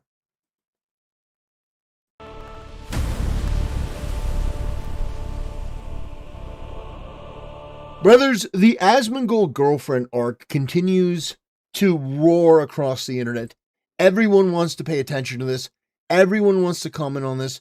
You got people that are defending it, more people that are angry because, well, I mean, the fact that Asmongold has a girlfriend has irritated a lot of people, and they don't necessarily all agree. So, on one hand, you've got people in the Red Pill community that are mad because they're saying, you know, Asmon is this famous, rich, sort of internet celebrity, and this girl is like an OnlyFans girl, and so why is she not doing the cooking? Why is she not doing the cleaning? Why is she not, why are there not more videos and more pictures of her on her hands and knees cleaning? That's the Red Pill perspective. The incel chuds are mad because, well, they look at Asmon and they go, well, this guy was our king, but he's with a girl. Like, what the hell is this? You got the racists that are mad because they're like, well, this is an Asian girl. What the fuck? Asmon, you're polluting your bloodline. So you got them that are mad. Then you've got the, serial snarkers and haters that just don't like, Asmongold because someone told them to. And so they hate her But they hate her because she's with Asmon. If this girl did a stream with Hasan, they love her. They say, oh, she's great, she's beautiful, she's stunning, she's brave. But because she has anything to do with Asmongold, that's why they've come out to say that she's terrible. And they've made fun of her for being a sex worker, which sounds like something that I would do. These people, all of them on the left, the moment that somebody who is part of a demographic that they think is protected steps out of line, they go in and reveal that they are the most racist people ever. Anyway, I created this image on X saying Asmongold married with children. And yes, this is the reality that could be. Now, do I think this is going to be what happens? I don't know. I don't think so. But it is an interesting, hilarious possibility that Asmongold ends up married with a couple kids. Married with children. So I want to go through, and I have this bookmark called Asmon Simp. But this says, Asmongold's girlfriend responds to haters saying that she is trying to change him. Well, there are people mad about me wanting to change him. I feel like any level-minded person would want the best for him, in terms of health and happiness. Like, I'm not trying to change who he is. It's just, I think he can be a little healthier. That's it. And if you're a real fan, why would you hate him for changing his diet to be healthy? Well, listen, I'll just explain. She is a very attractive girl. Here's the thing. One of the reasons is because Asmongold has not expressed that he is dissatisfied with what he eats. In fact, he seems very proud of what he eats. Now, I'm not saying that she's wrong here, but Asmongold goes, well, I like living this way. I like doing this. Now, do I think that a change would be good for him? Sure, but at the end of the day, it's a fundamental difference in philosophy between men and women. Men will take women as they are and accept them as they are. Women always be trying to change men. What they eat, how they dress. Asmon, you need to cut your hair. Asmon, you need to clean your room. And that's totally valid. But it shouldn't be like an ultimatum. And if you can't handle him as he is now, then it's not going to work. Like, there are things you can suggest, but we've seen on multiple occasions that guys will do what women suggest to improve themselves, and they leave anyway. So, I'm just saying, I want Asmongold to be happy. I do. I want him to be happy. And, I mean, if being with her makes him happy, which, I mean, totally understand. She's an attractive girl.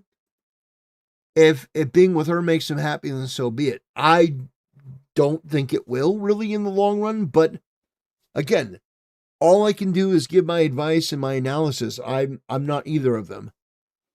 But what I will say, in defense of this girl, she's been getting a lot of hate across the board, but the way that she handled it was actually pretty amazing. He's fucking disgusting. How did this happen? He looks like shit, right? He probably gets no fucking pussy. Asmongold, whatever the fuck his name is. I don't know, man. There's clout. He's got clout. Do girls suck as disgusting? I mean, I have no idea, but I don't. Is that what he even likes? What does he do with his fucking? Like, are you serious? You're the one to talk about his appearance of everything. I don't think I need to say more. I don't need to say more. Okay, like, literally fat people's opinion don't matter, so this is absolute.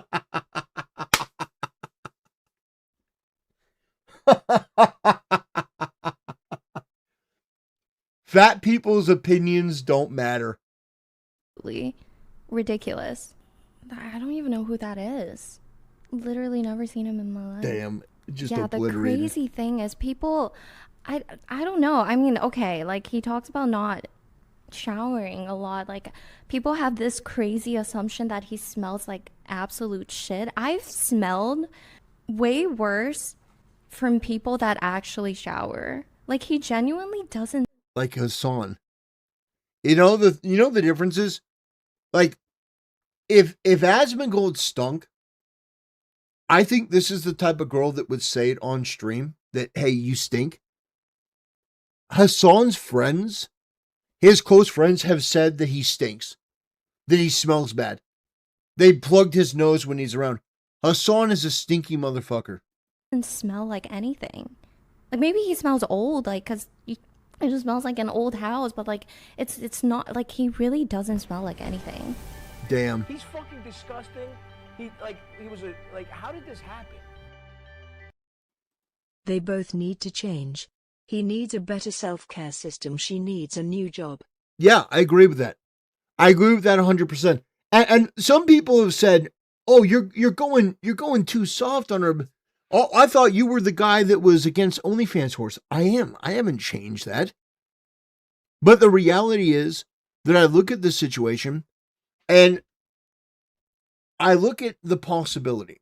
Okay, it would be great if Asmongold could get in a serious relationship with this girl and get her ass off of OnlyFans and get her to stop prostituting herself online.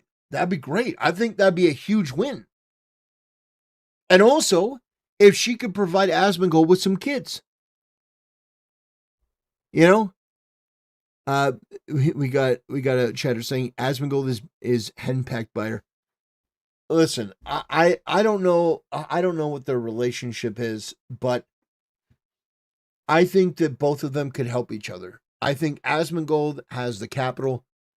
The only thing that I'm worried about necessarily, and again, it's just if they did get married, that she'd divorce him for obviously and take half of what he owns.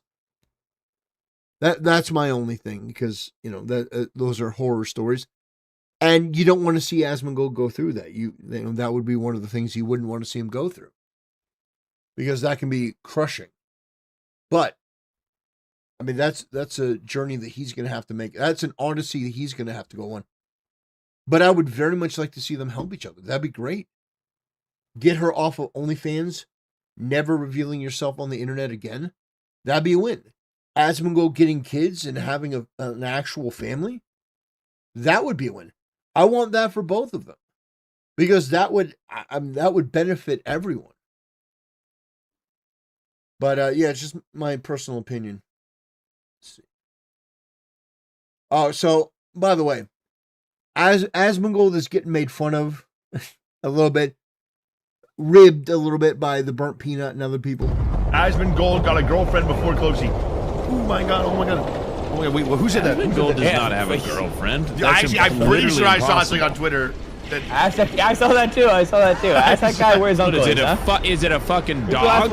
What is it? Is it human? Is it a dog? Is it human? I think he put a dress on a cockroach. Oh man, lucky. The Burnt Peanut saying Asmongold put a dress on a cockroach. I can only imagine what the. I was gonna say I can only imagine what the comments are gonna be.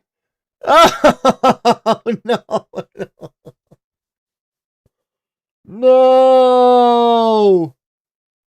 No! Oh gosh, no!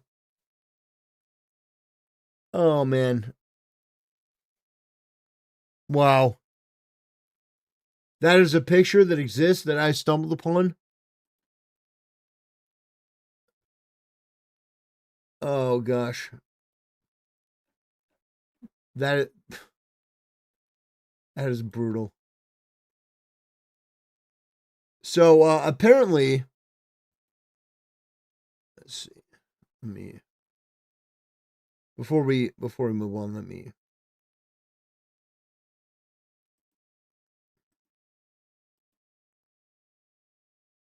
shift real quick. Go over here.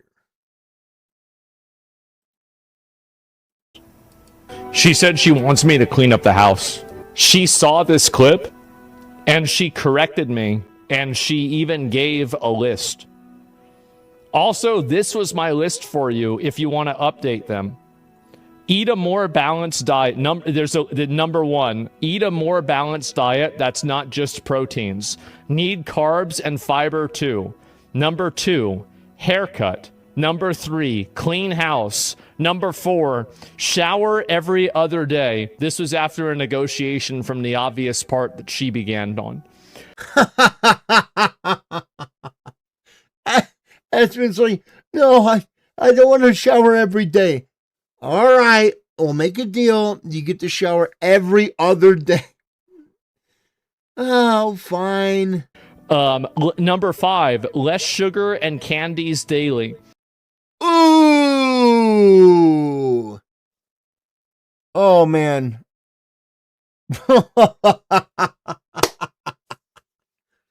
Woo.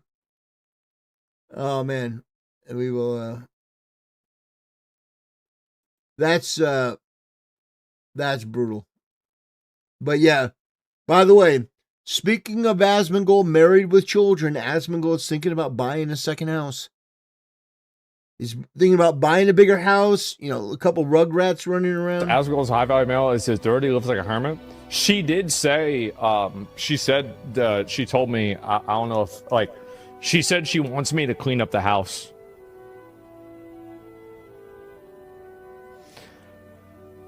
She wanted me to clean up the house. Yeah. Yeah. It's over. Guys, it's so over. It's so fucking over. It's the year of the chud. Oh, man. It's done. It's done. He's gone, boys. He's gone, boys. You know, like, you hear the stories of, like, oh, man, yeah, that guy was raiding in World of Warcraft, and you go, oh, he doesn't log in anymore. What happened? Oh, he got a wife. He got kids. She said it's contaminated. Yeah, she's not wrong. Yeah, and it begins. No, that's number 1. That's number 1. She said she wanted me to shower more. Yeah. Yep. And I think there was like one other one I forgot. She gave me a big list of things that she wanted me to do. I forgot what the other ones were though. Her boyfriend. There it is. It's always the same, isn't it? Demanding, yeah, you go to the gym. I don't think that was one of them. Israel's trying to compromise you. Israel's trying to compromise. What is that? A song in his chat? Why not buy a second house? I will consider. I don't know. Like there was a house I was going to buy. I ended up. I used to be a cam girl for like 7 years. I've been with a guy for 2.5 years that I met doing that, but I had already quit for a few years and a life coach when we got together. Wow. Wow. Well, I mean, there's a lot in there. First of all, I used to be a cam girl. I didn't realize that you were a girl. For 7 years, that's interesting. I've been with a guy for 2.5 years. Congratulations. Congratulations. Hopefully that guy will eventually propose and you have a bunch of kids. That I met doing that. But I had already quit for like a few years, and a life coach. For a few years and a life coach when we got together. That's amazing. That's amazing. Absolutely incredible. Congratulations. Yeah, that's great.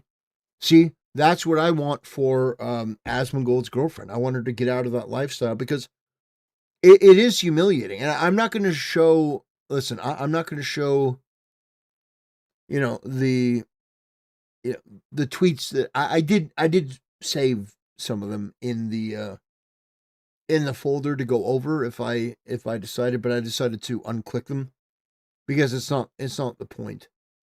And it's not what I want to do in this video, but the fact is that I think it's great news.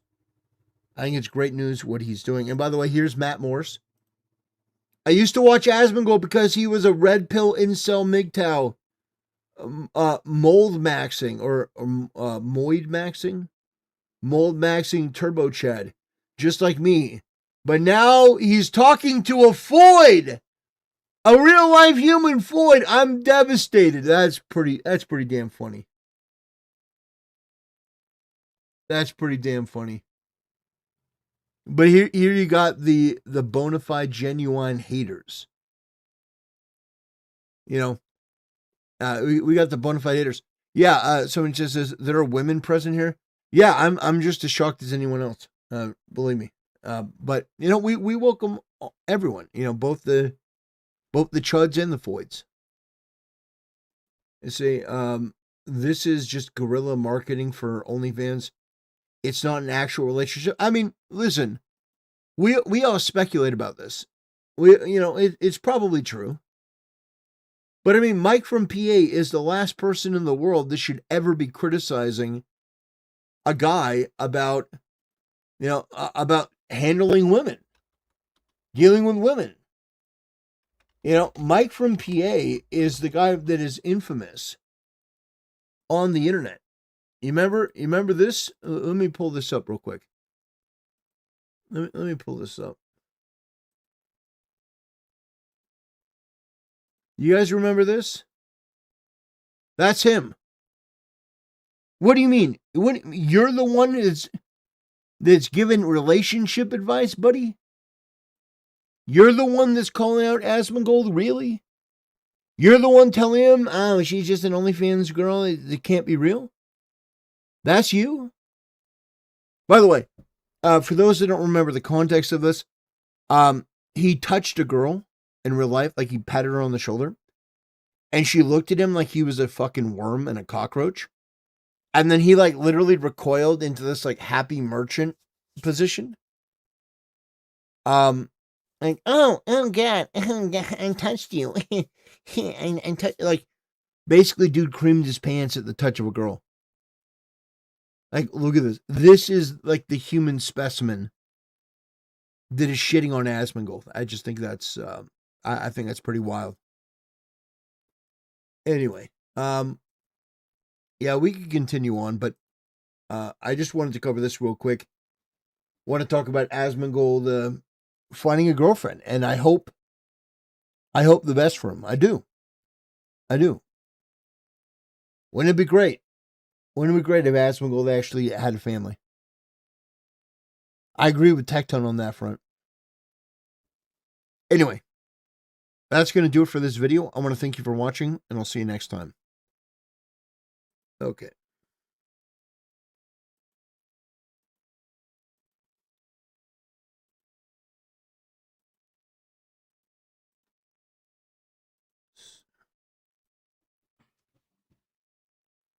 All right. Let's see.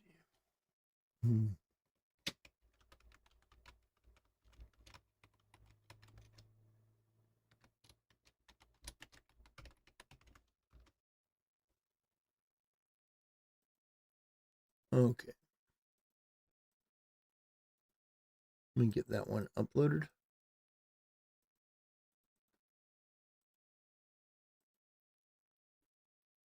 You get that one uploaded.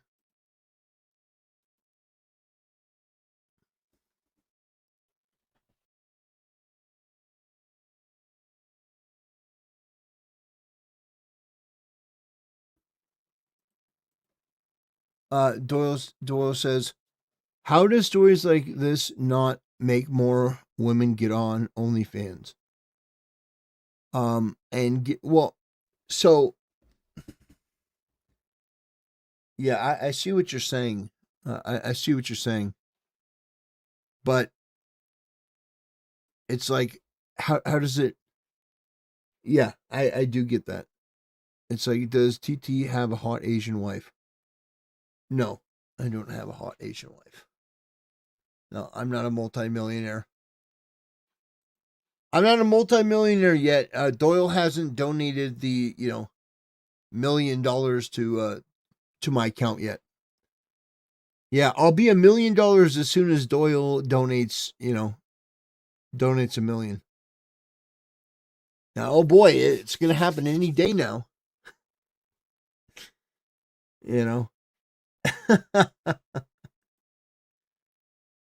Oh, man.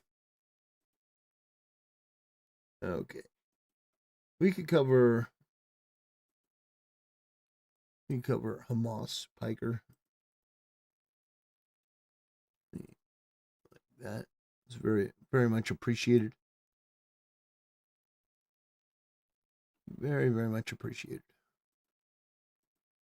Yeah, I always appreciate the support, guys. I always like to let you guys know how much I appreciate your donations and your support. Supporting the channel financially, just I can't thank you guys enough. I don't deserve it. I haven't earned it, but it's, you know, it does go to help the channel, and I appreciate it. I really do.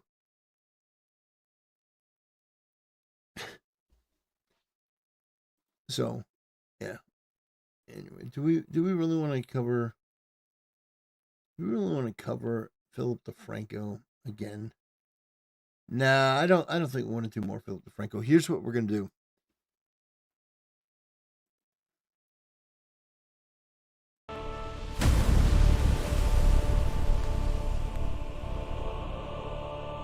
Brothers, Matt Walsh put out a review for Christopher Nolan's The Odyssey. And I think this is something that is must see because he delivers a scathing commentary. Oh.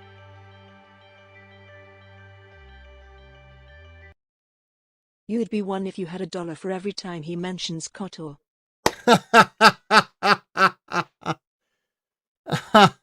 You know what? I think you'd be right.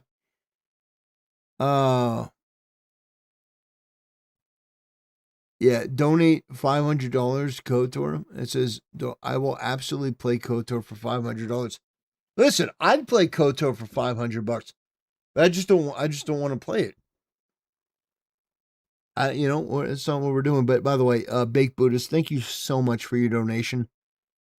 I appreciate it more than you can know. So from the bottom of my heart, thank you. That's a tremendous donation, and it's yeah, I can't thank you enough. It's yeah, it's sometimes it's overwhelming, actually, believe it or not.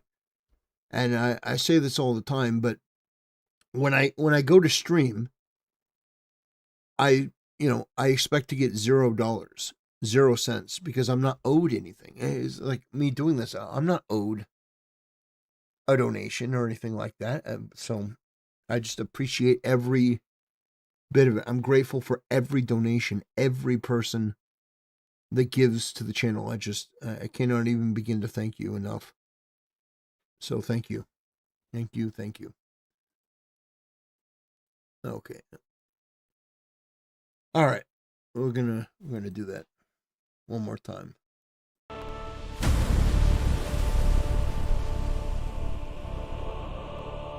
Brothers, Matt Walsh, I mean, for me, he's not one of my go-to commentators or critics when it comes to movies or films. I don't particularly care for the Daily Wire. I'm not a huge fan of that. I really don't like Ben Shapiro. I think in all ways, Ben Shapiro is probably one of the worst cultural critics and commentators about politics that you could watch, from the right side anyway. Actually, let me go a different direction.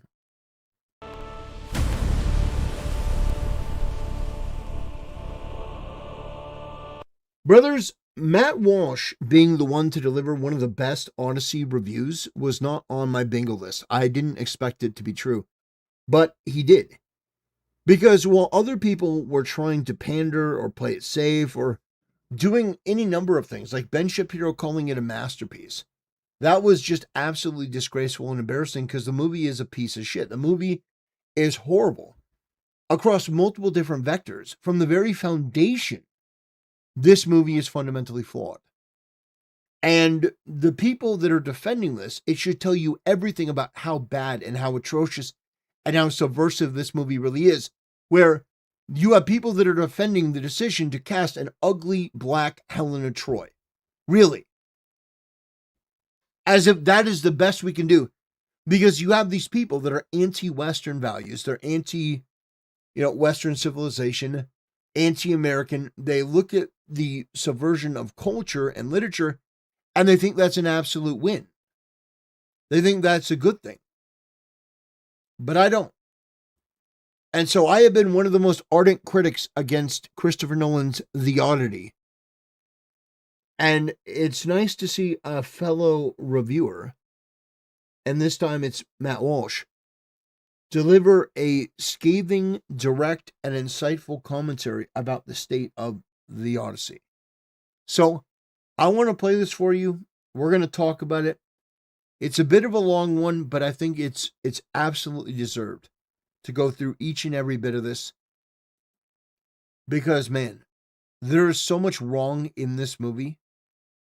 And I think a lot of conservatives are just too afraid to take up certain culture or battles these days. Now that Christopher Nolan's The Odyssey has been released to near unanimous critical acclaim and significant box office success, we've been told that all the criticisms made against the film prior to its release, mostly by conservatives, have been proven baseless, even embarrassing.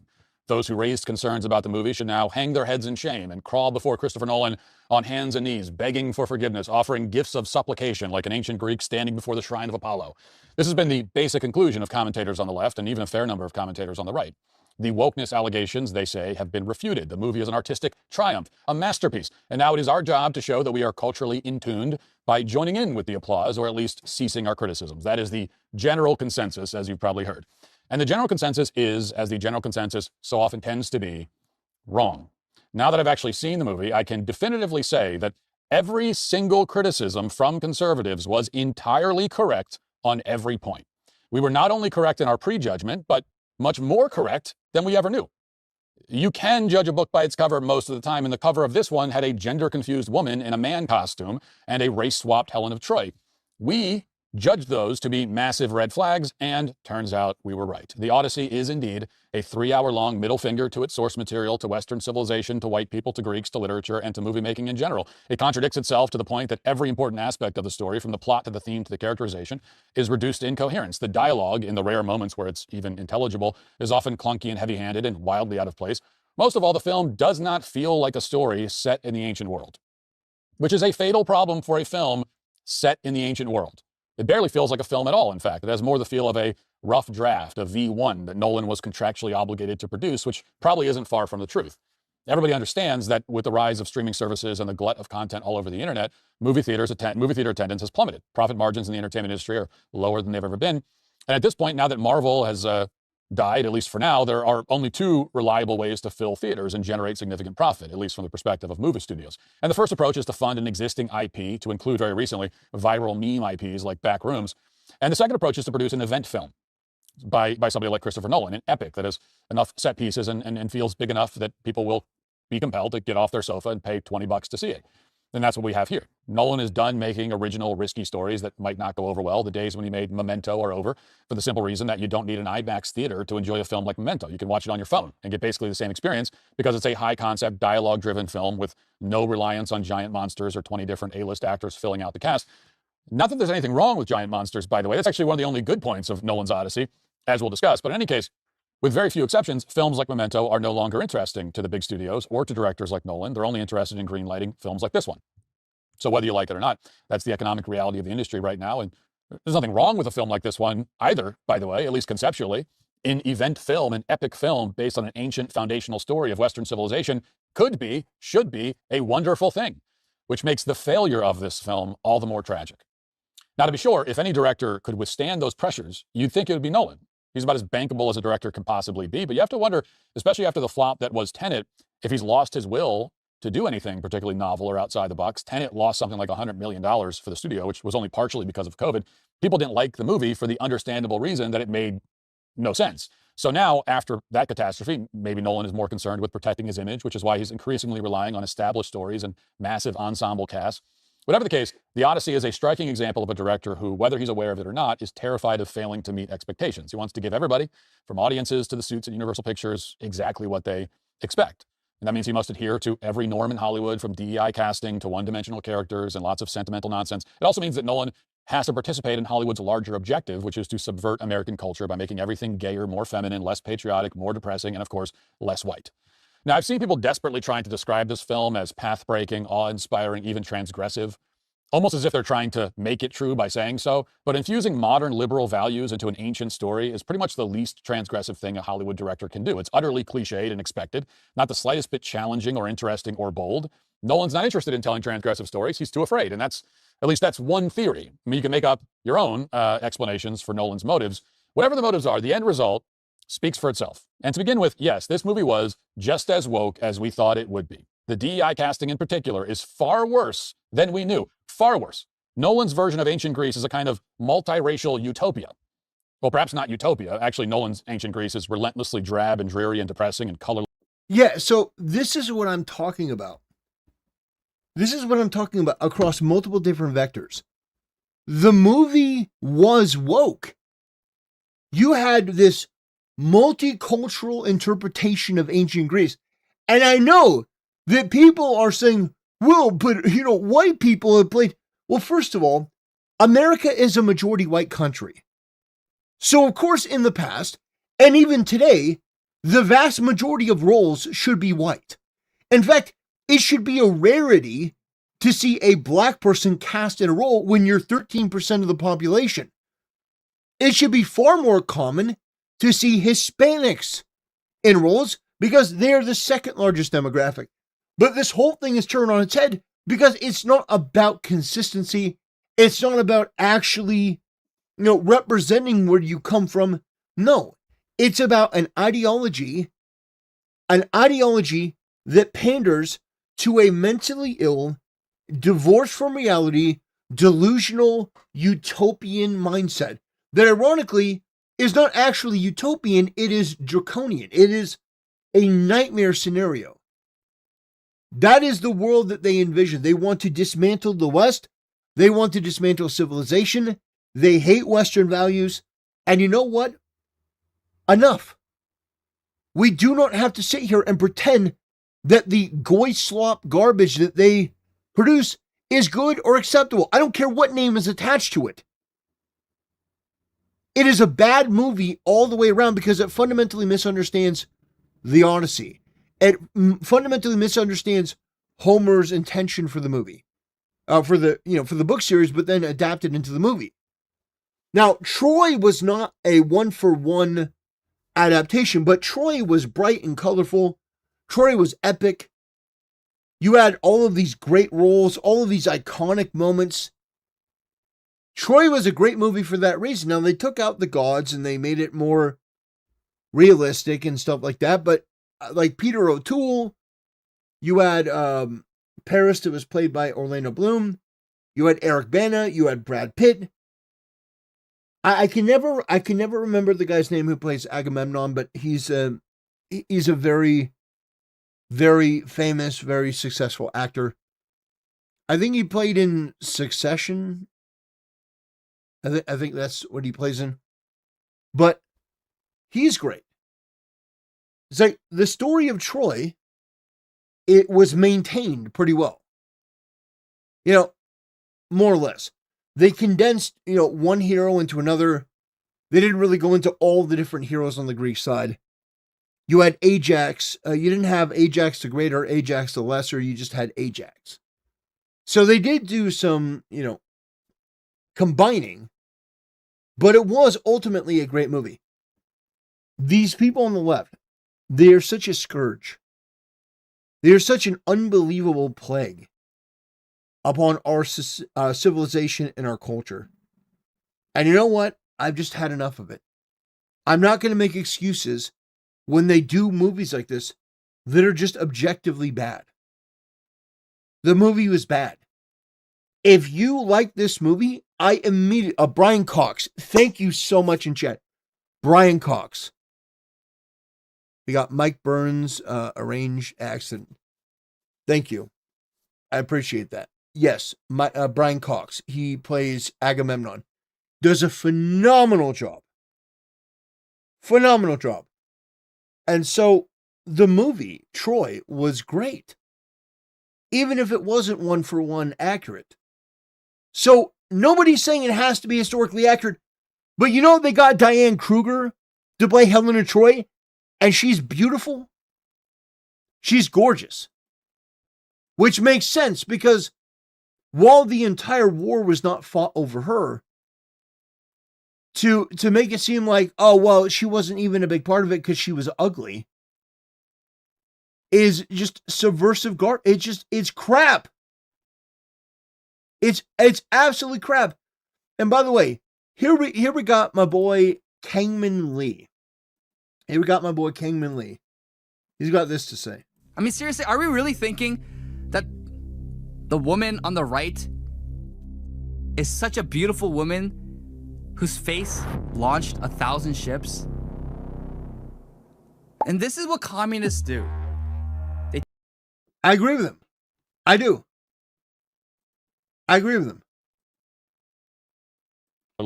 All the buildings look like ancient ruins, which, yes, it makes sense for those buildings to look like ancient ruins today, but they would not have all been ancient ruins in ancient times. So this is not a utopia, but in Nolan's vision, it is nonetheless absurdly diverse and multiracial. Blacks and Asians, Hispanics, somehow all coexisting in the Mediterranean 3,000 years ago. Now, Nolan does not softly coax the audience into the DEI net, easing us into it slowly but surely. No, he cranks the diversity meter up to 1,000 from the very first frame. The first character we see is the rapper Travis Scott, who somehow manages to turn in a bad performance despite appearing on screen for 12 seconds. He got 12 seconds and he completely botched it somehow. And then we see Ellen Page portraying a Greek warrior waddling around the desert like a child with a soiled diaper, straining under her rubber armor, looking like she's about to die even before she gets shot through with arrows. The defenders of this film, especially on the right, have tried to claim that Page's appearance is not a huge problem because she only has a small role. You've probably heard that. It's a very small role. Now, I don't want to ascribe sinister motives to anybody or accuse them of lying, so I will generously assume that the conservative commentators making that claim must have fallen asleep 10 seconds into the movie, which would be totally understandable, frankly. If they actually watched the entire thing in a state of full consciousness, or at least half consciousness, then they would know that Ellen Page is not a minor character in this film at all. She is utterly pivotal to the plot. She's one of the most important characters in the entire film. She is more than that, and as Steve Deese has pointed out, the moral conscience of the story. Her inclusion in this film, in that role, is without question one of the wokest, most radically left-wing things we have ever seen in a mainstream Hollywood blockbuster film. There is no doubt about that. If any director but Christopher Nolan had done this, he would have no conservative defenders at all. To claim that a movie is not woke when there's a trans-identified female actress pretending to be a male Greek warrior who serves as the linchpin of the plot and the film's moral conscience is just ridiculous. I mean, if we're going to rightly claim that it's woke to have a brown-skinned Hispanic Snow White, then how can we possibly argue that there's nothing woke about a trans female portraying an ancient Greek warrior? Now, the argument from Nolan's conservative defenders seems to be, rather explicitly, that it's okay when Nolan does it. I find that argument to be unpersuasive, if not pathetic. Indeed, if you believe that Nolan is one of the greatest filmmakers of all time, then the logical conclusion is that it's worse when he does it, not better. DEI casting in a crappy Snow White remake directed by random Disney director number 1242 is far less significant and culturally corrosive than DEI casting by one of the most influential and marketable filmmakers of all time, obviously. And that's not where the diversity casting ends, not by a long shot. Odysseus' crew consists of many people of different races, multiple Asians, including a second in command. Now, this character, the second in command, played by the actor Himesh Patel, has a heavy presence in the film. He has a ton of screen time, and every minute he's visible on screen is another minute where total immersion in the story is impossible. I mean, at one point, this character says the line, "We're Greeks from Ithaca," and it's one of the most unintentionally hilarious moments in the movie. Now, there are no intentionally hilarious moments, as the movie, unlike Homer's original epic, is totally humorless, utterly devoid of charm or wit, but there are several moments where you can't help but laugh, and this is one of them. I mean, imagine a movie set in the 12th century China, where a white actor with a slight southern accent looks at the camera and says, "We're Chinese from the Chengdu province." And you'll get an idea of how totally ludicrous this spectacle is. All that to say, this is one of the most out-of-place characters I've seen in a major film in memory. And on top of that, his performance itself was flat and bland and uninspired. He brought nothing to the role. I mean, if you're not going to look the part, at least act the part, but he doesn't even do that. So why is he there? Okay, anyone trying to rescue Nolan from wokeness allegations, answer me this. Why was that guy in that role?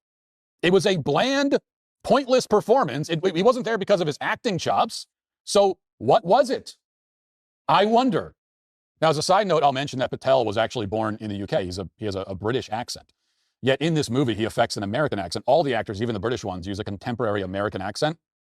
This was a creative choice by Nolan, but it doesn't work. You know, I'm not saying that Nolan had to go full Mel Gibson and have the characters all speak in the original language of the source material, although I personally would have appreciated that.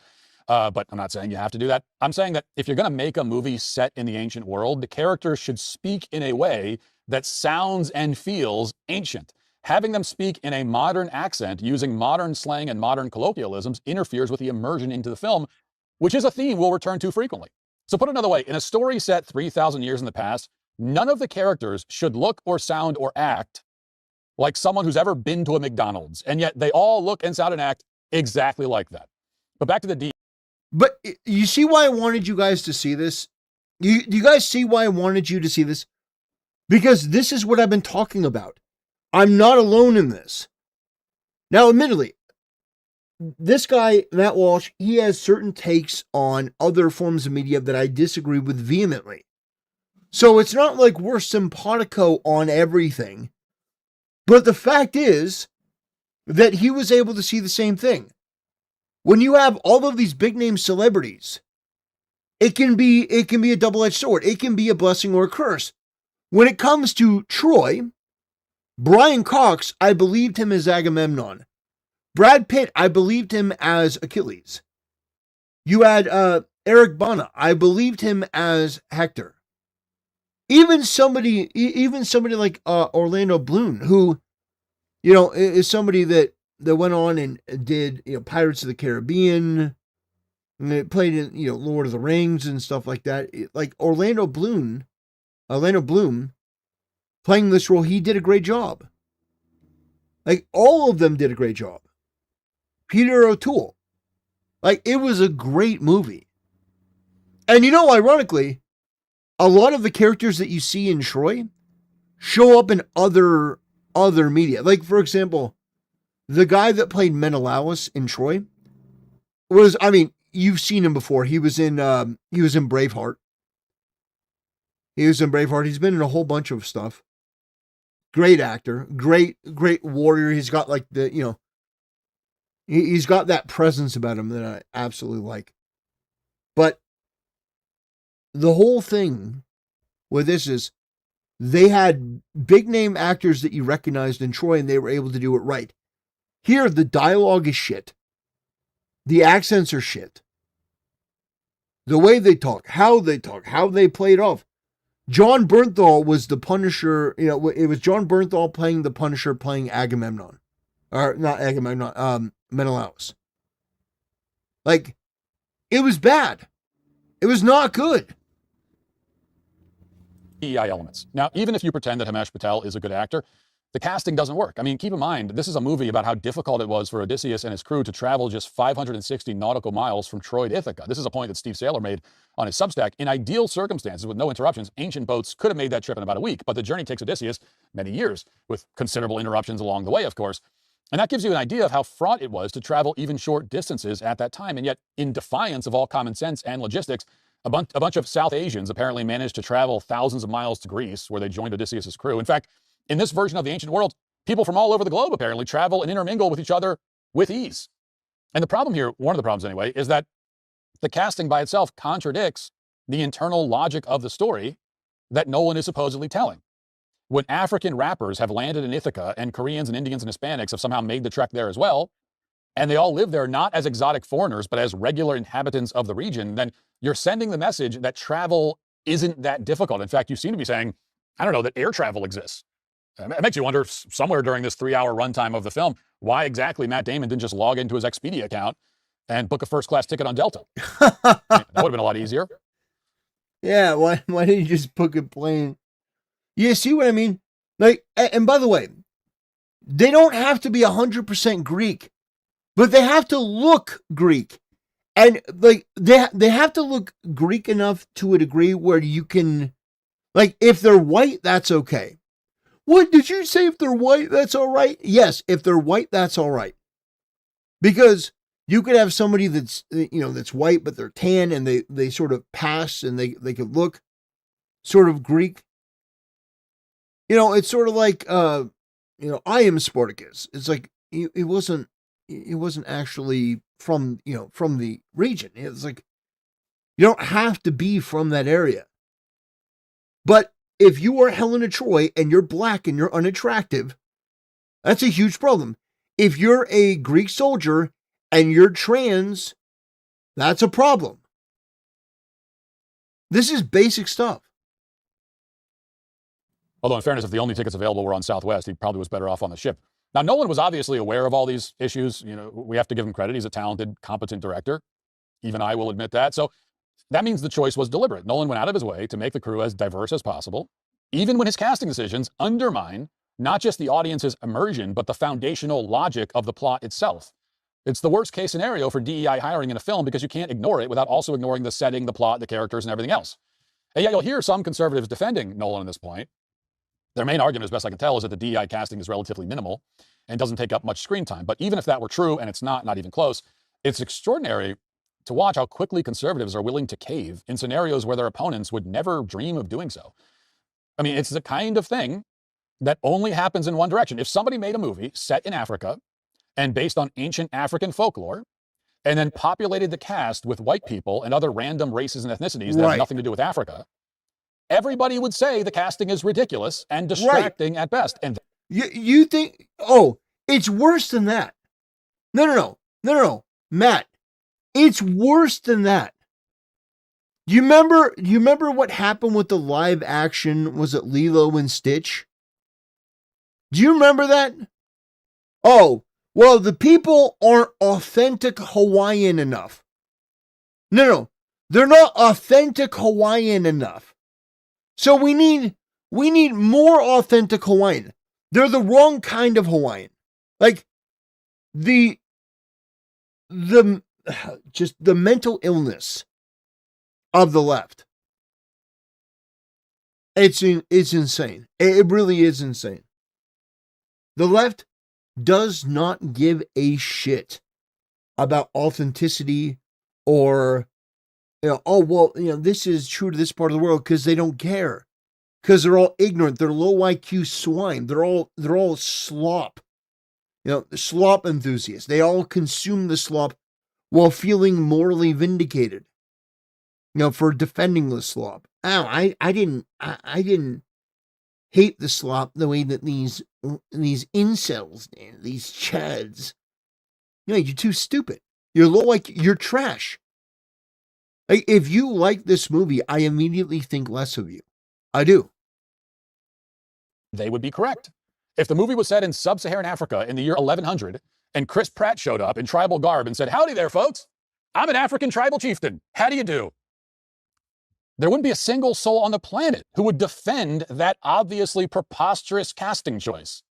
Yet the same thing is done in the reverse to a foundational text of Western civilization, and even conservatives line up to defend it. Again, the word that comes to mind is pathetic. Now, if you're a conservative and you're unwilling to tell the truth about what's happening here for fear of being labeled a culture warrior or something, God forbid.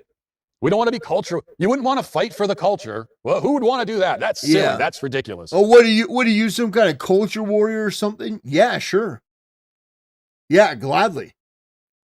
Yeah, I'll fight for literature and civilization. Sure. Yeah, sounds good. But if you have those reservations, you should know the left has no such reservations. They explicitly want future generations to see Western culture as a universal product, as the outgrowth of modern-day diversity with no distinct contribution from whites. There's no better way to undermine the future of Western civilization than to pretend Western civilization was invented by everybody as some kind of multiracial democratic group effort, and that's why they're doing this. That's what they're going for, whether you want to pay attention or not.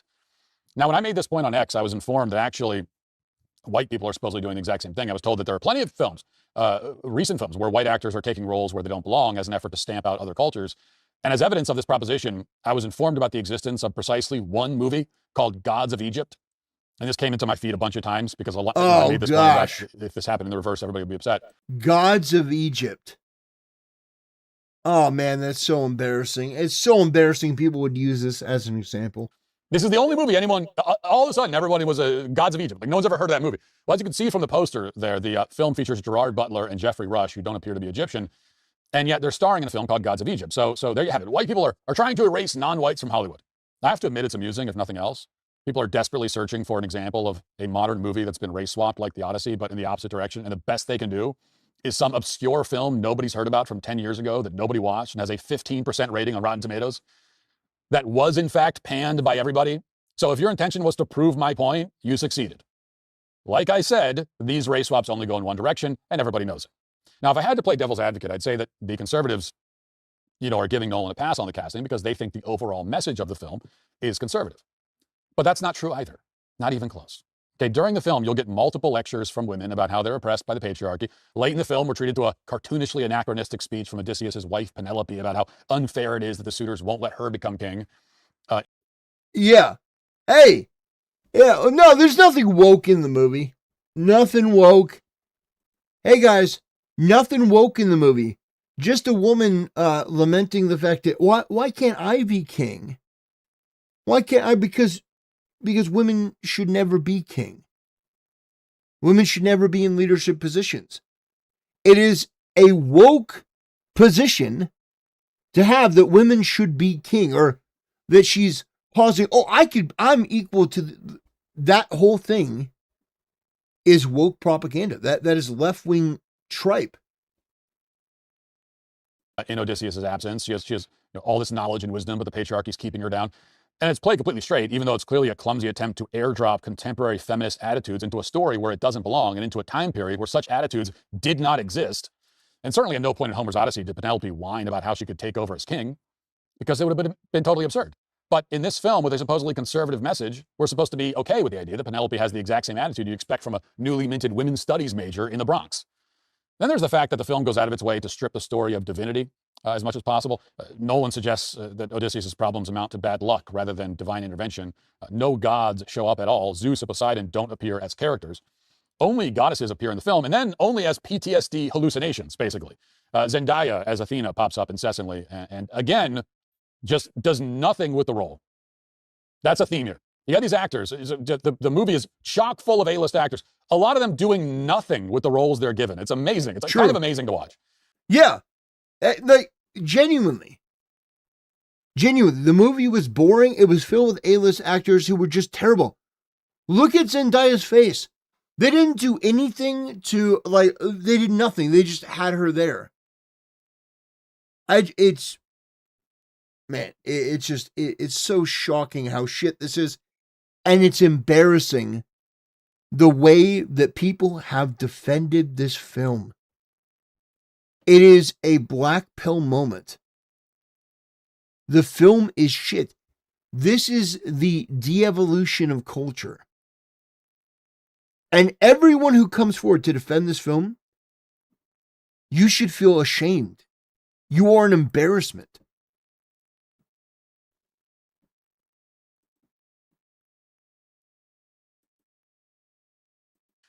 She's in this, she does nothing. She just kind of somberly stares at Odysseus. That's all that happens.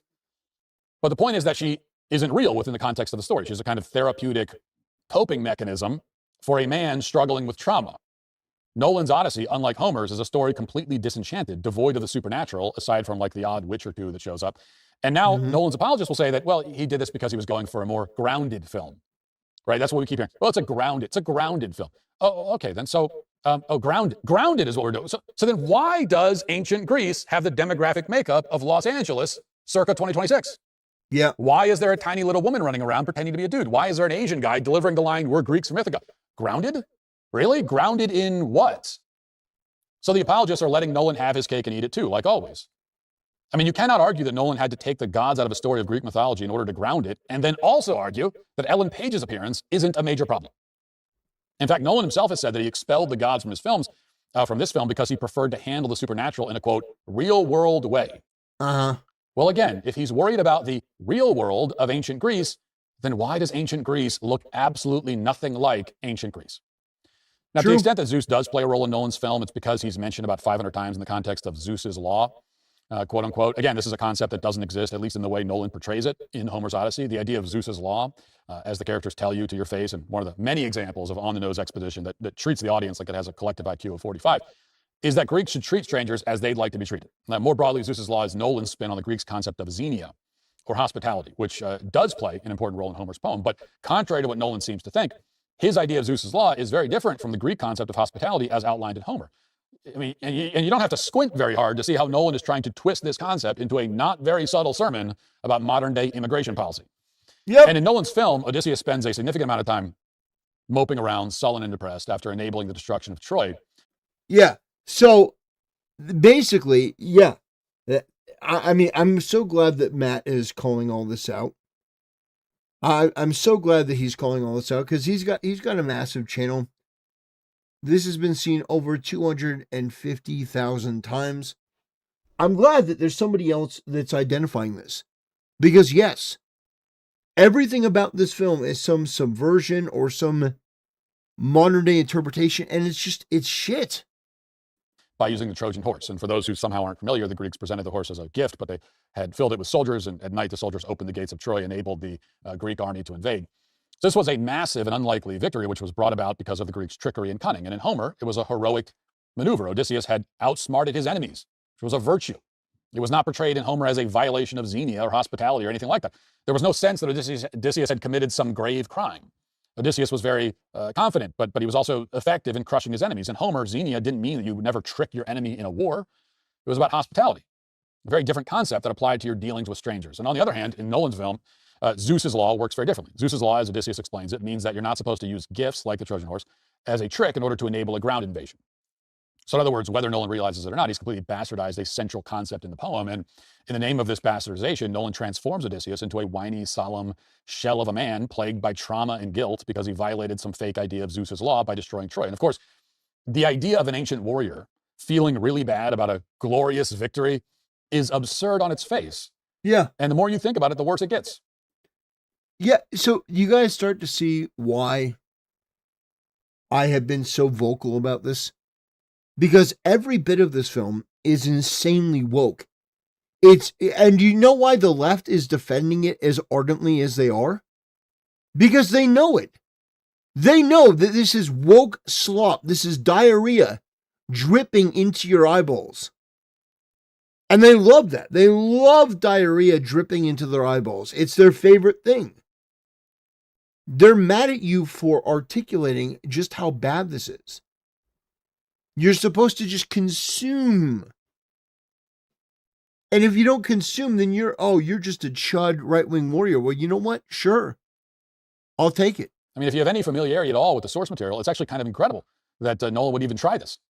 First, the Trojan horse wasn't the start of the conflict. You know, it's not as though Odysseus started the war by defying some sacred norm. The film suggests the war actually started over trade routes, and Helen was basically a pretext and was not, in fact, the most beautiful woman in the world. So it's not clear why it's some grave sin to end a war that's been going on for 10 years with all the brutality that war entails. I mean, is the implication that it would also be unethical to execute a clever flanking maneuver that tricked an enemy general? Would the Battle of Chancellorsville be a violation of Zeus's law? Who knows? The other problem is that in the film, Odysseus is so weepy and sad about his violation of Zeus's law that he decides to go into exile. But first he has to kill a bunch of suitors who are trying to marry his wife. Specifically, he has to pretend to be a beggar in order to infiltrate the palace, at which point he'll launch a surprise attack where he brutally murders the suitors. So in other words, in order to rectify his violation of Zeus's law during the Trojan War that he feels really bad about. Yeah, he's got to do another one. Odysseus violates Zeus's law again by killing the suitors using trickery, to get into the palace. But he thinks it's partially okay, I guess, because the suitors themselves were taking advantage of Penelope's hospitality by getting drunk in the palace and hitting on Penelope while Odysseus was away.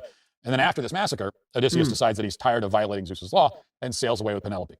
So, spoiler alert. Terrible ending. A little late. So he does not, in this movie, he does not reclaim the throne in glory. He also doesn't die for his sins. Both of those would have been decisive choices that clarified the themes and concluded the story, but Nolan chooses the third and most indecisive route, having Odysseus leave and hand the throne to his son, who, portrayed by Tom Holland, will presumably bore all of his subjects to death as he'd done to the audience for 3 hours with his insipid, dull performance. So part of the problem when you create a new interpretation of this quote-unquote law is that your characters have to interact with that. And in this case, the characters interact with the law in ways that don't make much sense. This is a problem Nolan creates that didn't exist in Homer. He made the central character of the story become depressed over violating some law that doesn't make sense, which derails the entire story, and it makes everybody's motivations murky and uncertain. And in fact, this is a catastrophic error so severe that even Emily Wilson, the University of Pennsylvania feminist who wrote a woke translation of the Odyssey that Nolan relied on for the film, is now publicly calling out the film's portrayal of Odysseus. This is one of the more amusing developments of this whole saga. I mean, even the woke translator can't take it anymore. She's siding with the crazy right-wingers. Watch. Yeah. What did you think about the film in terms of this notion of the Odyssey as an anti-war text? I mean, I thought I want to, not spoil anything about the film because I know the majority of people haven't seen the film. The film has these flashbacks to the Trojan War. I'm not sure if I see it as an entirely anti-war film, but it certainly presents us with an Odysseus who feels very bad about certain things that he's done in war and is struggling to process them in a very, I would say, very modern psychiatrized way. And he's struggling to process them and needs drugs to do so for help with his recovery. Right. And he seems to feel bad about being a warrior, and we never actually... Yeah. So even the radical feminist is like, yeah, no, this is unacceptable. When you have the woman that wrote the feminist translation that Christopher Nolan used, saying you made this too woke and too pussified and not accurate enough, you know that you fucked up royally. You get to see him doing much warrioring, which I thought in a way was a bit of a shame. I mean, we do get to see the boat, which is lovely, but I think in some ways, I was realizing, thinking about the film, there's a tolerance for ambiguity in the world of the Odyssey, which I don't think there exactly is in the world of Hollywood blockbuster action films. Right. And I think that's one of the big challenges for Nolan, right? Yeah. Is that he has to make the protagonist a likable all-American hero, right. Which is a real challenge if you're basing this on a poem where the hero is not necessarily motivated. No, they've done it before. No. The 1997, The Odyssey, they've done this before. No, you don't need to make him the American hero. You just need to make him, as he was described in the book. That's it. Oh my gosh, it's nuts. It is absolutely crazy that we're at this point where in culture, we are so bifurcated that people, first of all, a majority of the people on the left are illiterate, okay? They're uneducated, they're illiterate, they're low IQ. This guy is, Nolan, he's trying to make this American hero. War is bad. No. You're sailing home in triumph. Not because you have PTSD. That is a modern interpretation that doesn't fit. Motivated by romantic love or being a nice suburban parent, but actually he wants glory, and he wants to get spoils from the sack of a city, which is, you'll see what Nolan does with all of that, but it's different things from what Homer does. Right. I kept looking in vain for a sense that this was a film about glory. I think it's a film that has some interest in shame, but I don't think it has any interest in glory. Well, she's right. I never thought I'd say that about someone that looks like that. And when she says that, by the way, that Odysseus uses drugs to deal with his trauma, that is also in the movie. He's essentially taking like the ancient equivalent of SSRIs to help deal with his depression. I mean, that's what's in this movie. I'm not making this up. And this is the same woman, by the way, that we just saw, who suggested that Odysseus was a problematic hero, who says he's complicated in her translation. She routinely chose words to make Odysseus seem less heroic and noble. So she clearly is coming at the story from a feminist and modern perspective. And even for her, Nolan's film was a little too weepy, a little too morose. Nolan took a story about an epic hero, as she said, that's about glory, and made him peevish and insecure, all because Odysseus violated some fake law Nolan invented, which apparently says you're not supposed to use clever strategies to win wars. It's reminiscent of Oppenheimer, where Nolan made it clear he had a similar attitude, of course, about the atomic bomb. And this is just rehashing, I should say, those exact same themes in this story. Now, some of this stuff, qualms about Zeus's laws and its applications, may seem pedantic, but it's not pedantic to expect internal logic from a film, especially one being hailed as an artistic masterpiece and one of the best movies of the century, if not all time, which is what some critics are saying. And more importantly, it all points to the film's greatest fundamental flaw, which was Nolan's decision to infuse modern psychology and therapy speak into a story about an ancient warrior 3 millennia ago. Yes. In the ancient world, to triumph in battle was the greatest virtue.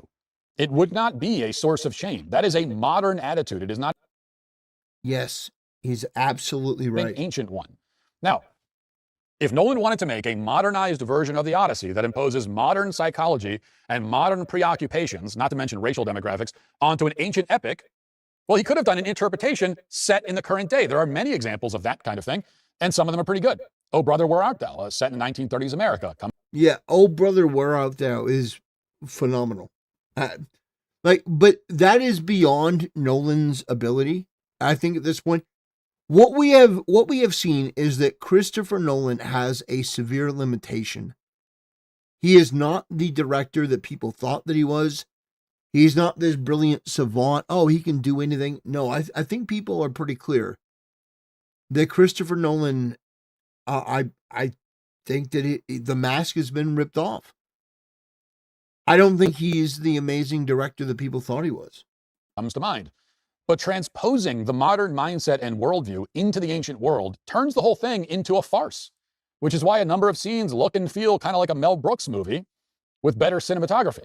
I mean, it's totally absurd. What's the point of a story set in ancient times that doesn't even try to actually capture the look and feel and perspective, most importantly, doesn't of ancient even give times? it an attempt. The best films set in the ancient past are able to transport you to that world and crucially show you the world through the eyes of those people. He's right. That is the magic of film, at least good films.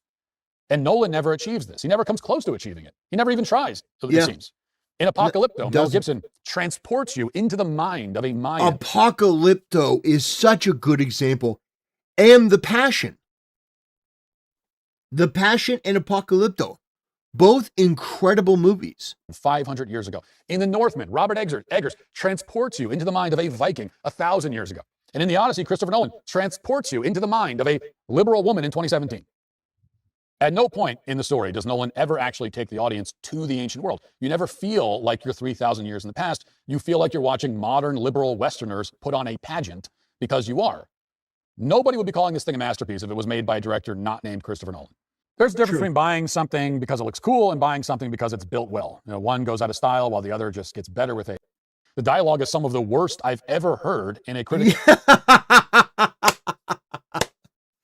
Yes!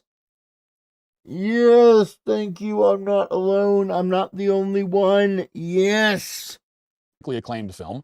On the nose and clunky are descriptions that can't even begin to describe this script. The Odyssey is the kind of movie where a character in the Bronze Age actually says, I'm not making this up, the age of bronze is collapsing. No.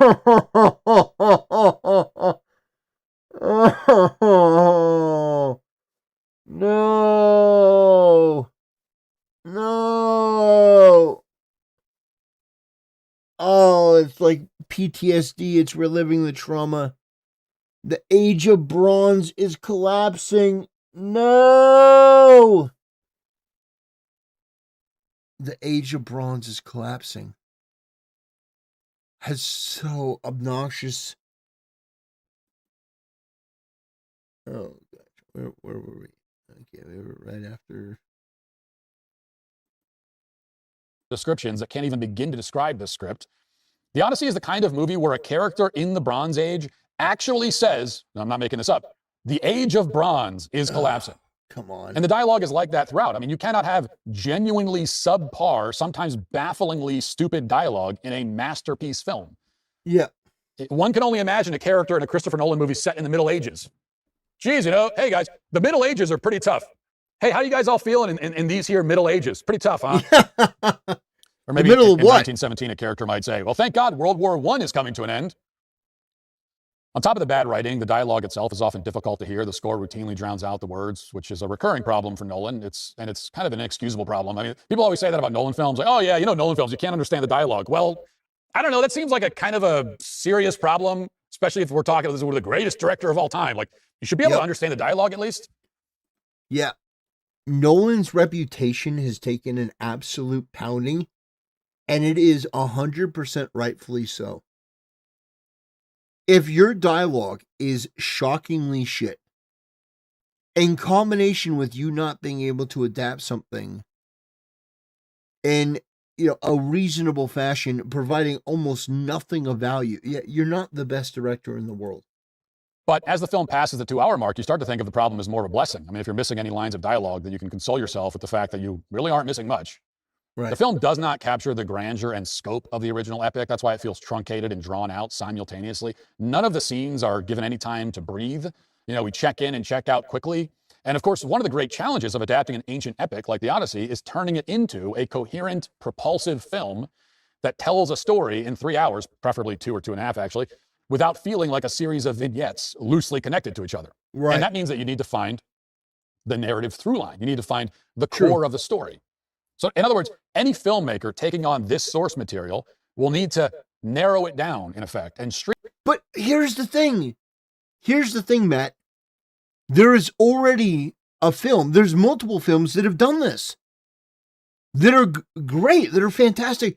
So his job, Nolan's job, is even easier than that. Because Nolan he can take the Odyssey, he can do certain things here and there, but the foundation has already been laid out by other people. And you take a look at what people want. And in a story like this, it's been done before. So, literally, you have this blueprint laid out in front of you. You have this spread. It's laid out in front of you. And you go, no, I'm not going to do that. I'm going to do my own thing. And you end up messing it up. Streamline it because of the nature of the medium that he's working with. But Nolan never figures out how to do that. He can't narrow it down, or if he does, he narrows it around the wrong things. And so the movie, from a pure storytelling perspective, is a failure. Now, it's an understandable failure, perhaps in some ways, maybe even an inevitable one, you might argue, but it's a failure nonetheless. From a structural perspective, the story has a lot of inherent problems as well. Homer's poem is modular in many respects. Bards could tell specific tales like the encounter with the Cyclops, and it would work really well. But when you crunch all these tales together in a 3-hour-long movie, some cracks begin to emerge. In the Odyssey, in the first half of the film, all of Odysseus' adventures seem to end the same way. It's kind of like the same thing. He'll land on some shoreline with his men. They'll encounter something promising, like a child who could offer them food or a sheep or whatever. And then they'll be ambushed by some horrible monster. Many of them will die, and Odysseus will order a full retreat to the boat. And we just kind of repeat this over and over again. It's like that scene in Monty Python and the Holy Grail, basically playing again and again. Run away!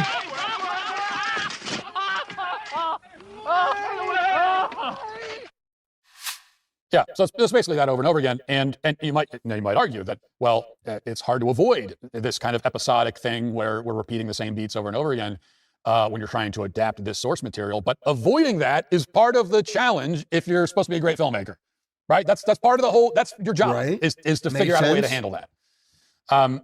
There's one encounter like this in the Odyssey where Odysseus and his men come across a bunch of giants wearing armor, and the giants end up attacking them and damaging their boat and killing a bunch of them. And as far as I can tell, the point of the sequence is to show off the costume design of the giants so that the giants can be featured on marketing materials like this one.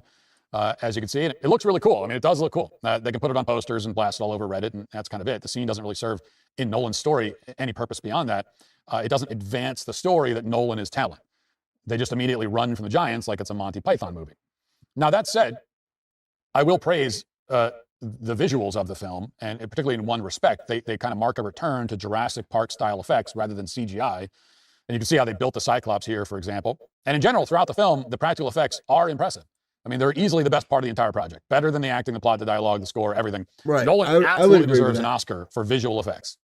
Not for any other category, although he surely will win every other category too. But even the Cyclops scene, despite being one of the best sequences in the film, feels abbreviated and ultimately kind of empty in Nolan's telling. It's missing something. Even the good scenes in the movie, when they come up, there's something missing here. And what's missing, in the case of the Cyclops scene, is the wit and humor of the original, because Christopher Nolan has an apparent religious objection to including anything witty or humorous in his films. Everything must be approached with this kind of reverent, ominous self-seriousness all the time.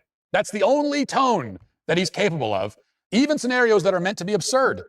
A bunch of guys trapped in a cave with a giant cyclops and a herd of sheep. That's absurd. There's something quite silly about that, and it's meant to be, but Nolan isn't capable of juggling two tones at once. In this case, absurdity and tension.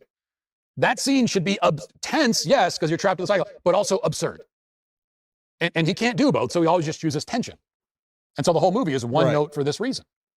Now compare this to, say, the Coen brothers, just for example, who are able to write scenes in pretty much all of their movies that are both hilarious and suspenseful and disturbing at the same time.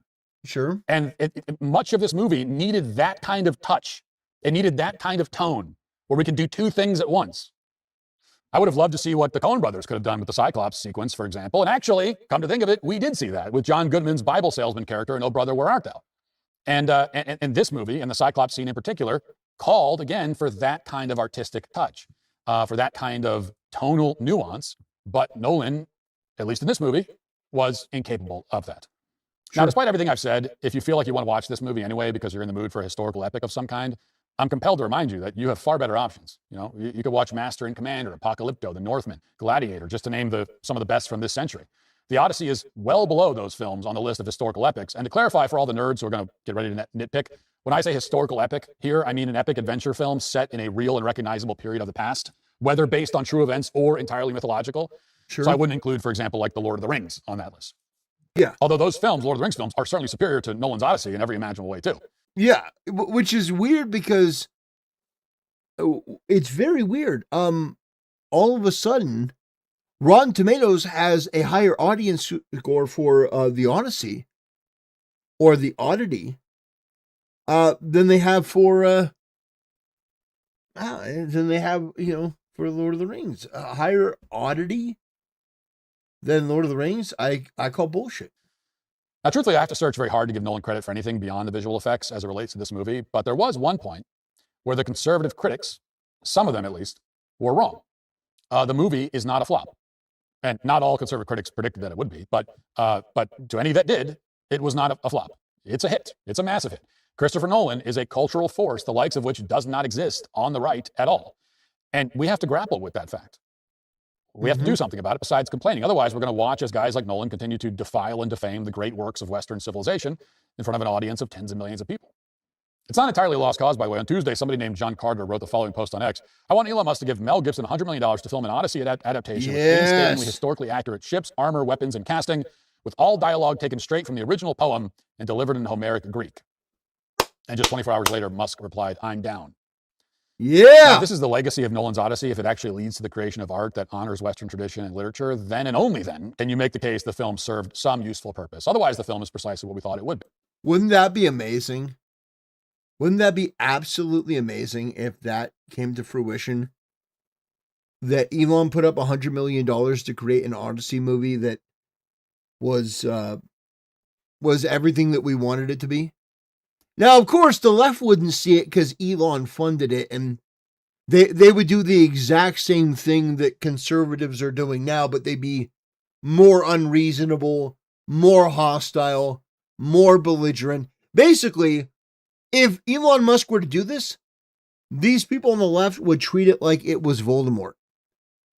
Because these subhuman degenerate freaks, these low IQ, mouth-breathing, Neanderthal, hypocritical losers, they will say one thing in one moment and then something else completely in the next, even if it, undoes what they were doing in the first place. Wouldn't it be interesting if Elon Musk saved movies? Anyway, that'll do it for this video. I want to thank you for sticking with me. It's been a bit of a long one, but I think it's absolutely worth it.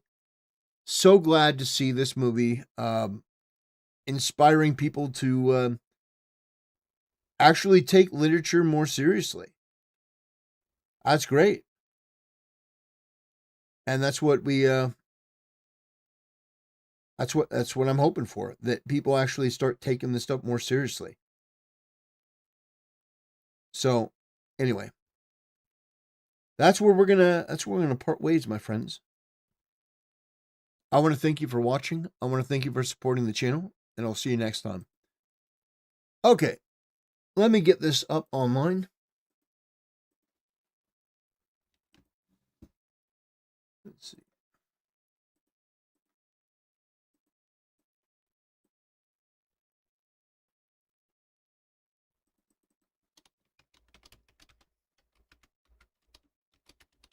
Odyssey.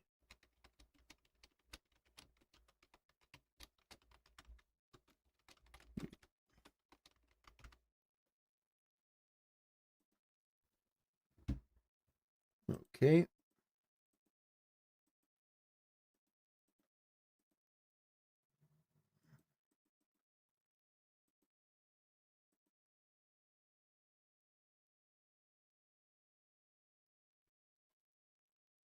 What is happening? We got, okay, got that done.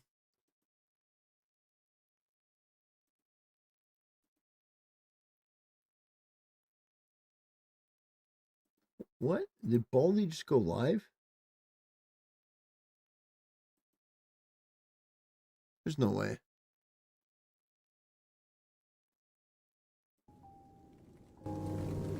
Did Baldy just went live?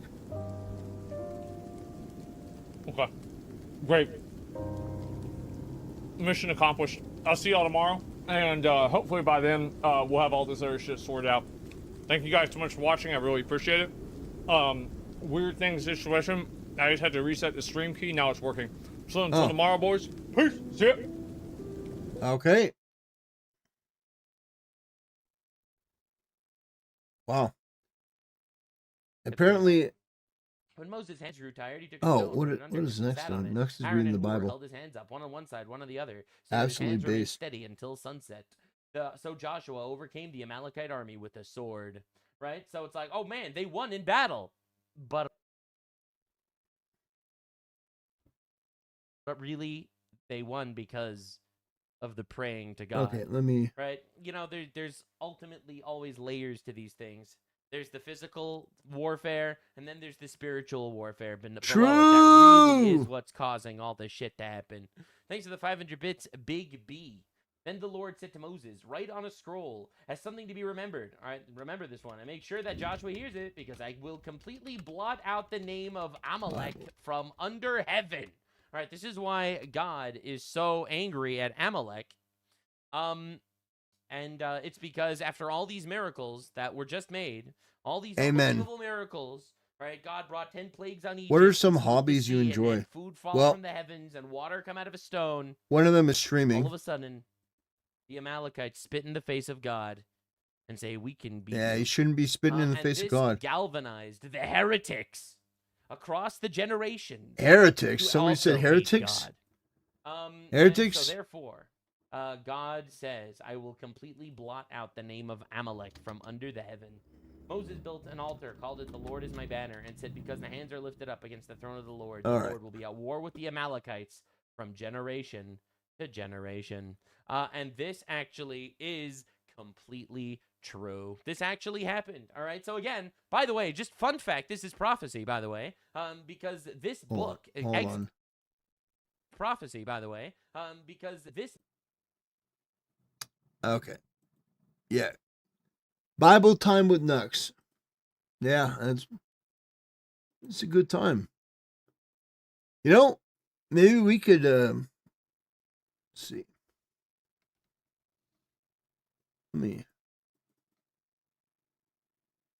Let me take a look at book list.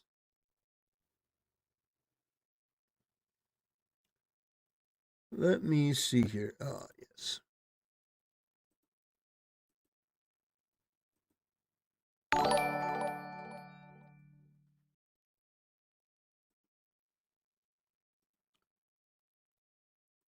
Thank you, Travel Buds. Appreciate it. Okay.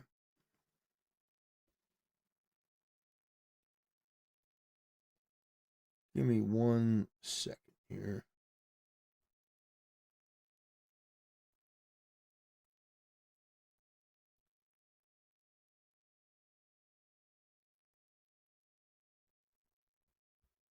One second.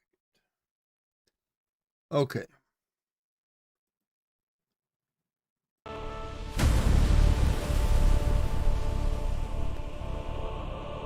Brothers, we are going to start reading the book of Acts.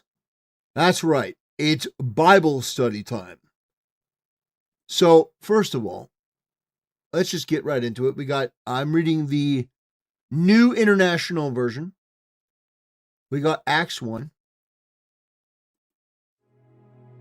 The Book of Acts, Chapter 1. In my former book, Theophilus, I wrote about all that Jesus began to do and to teach until the day he was taken up to heaven, after giving instructions through the Holy Spirit to the apostles he had chosen. After his suffering, he presented himself to them and gave many convincing proofs that he was alive. So basically, Jesus is like, guys, I got the evidence. I've got the documents. I've got the receipts. I got the receipts. I'm alive. I'm well. You know, my death was greatly exaggerated. So, yeah, basically Jesus coming back and showing people, like, I am alive. I didn't, you know, I have resurrected. I have returned. And that's good news for all of us. Appeared to them over a period of 40 days and spoke about the kingdom of God. On one occasion, while he was eating with them, he gave them this command: "Do not leave Jerusalem, but wait for the gift my Father promised, which you have heard me speak about. For John baptized with water, but in a few days you will be baptized with the Holy Spirit." Then they gathered around him and asked him, "Lord, are you at this time going to restore the kingdom to Israel?" He said to them, "It is not for you to know the times or dates the Father has set by his own authority." It is not for you to know the time and date that he sets for his authority. Basically, know your role and shut your mouth. Yeah. So, I mean, just basically coming right out and saying, look, do the best you can. Do the best you can with the time that you have. But I mean, the idea that you're gonna get me to divulge information that only my Father knows, it's not gonna happen.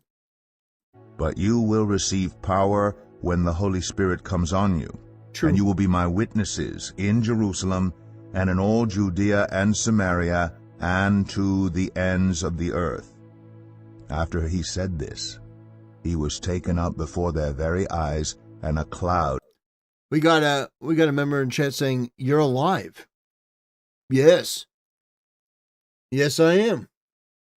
Thank you for noticing. Hid him from their sight. They were looking intently up into the sky as he was going, when suddenly 2 men dressed in white stood beside them. "Men of Galilee," they said, "why do you stand here looking into the sky? This same Jesus who has been taken from you into heaven will come back in the same way you have seen him go into heaven." Then the apostles returned to Jerusalem from the hill called the Mount of Olives, a Sabbath day's walk from the city. When they arrived, they went upstairs to the room where they were staying. Those present were Peter, John, James, and Andrew, Philip and Thomas, Bartholomew and Matthew, James, son of Alphaeus, and Simon the Zealot, and Judas, son of James. Simon the Zealot. Imagine your code name. Like, oh, what's your code name? Oh, I'm Jimmy the Gimp. It's like, or I'm Jimmy the Limp. It's like, what's your name? Oh, I'm Simon the Zealot. That's pretty hardcore. They all joined together constantly in prayer, along with the women, and Mary, the mother of Jesus, and with his brothers. In those days Peter stood up among the believers, a group numbering about 120, and said, "Brothers and sisters, the scripture had to be fulfilled in which the Holy Spirit spoke long ago through David concerning Judas, who served as guide for those who arrested Jesus. He was one of our number and shared in our ministry. With the payment he received for his wickedness, Judas bought a field.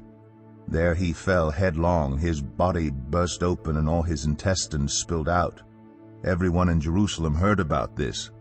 So they called that field in their language Akeldama, that is, field of blood.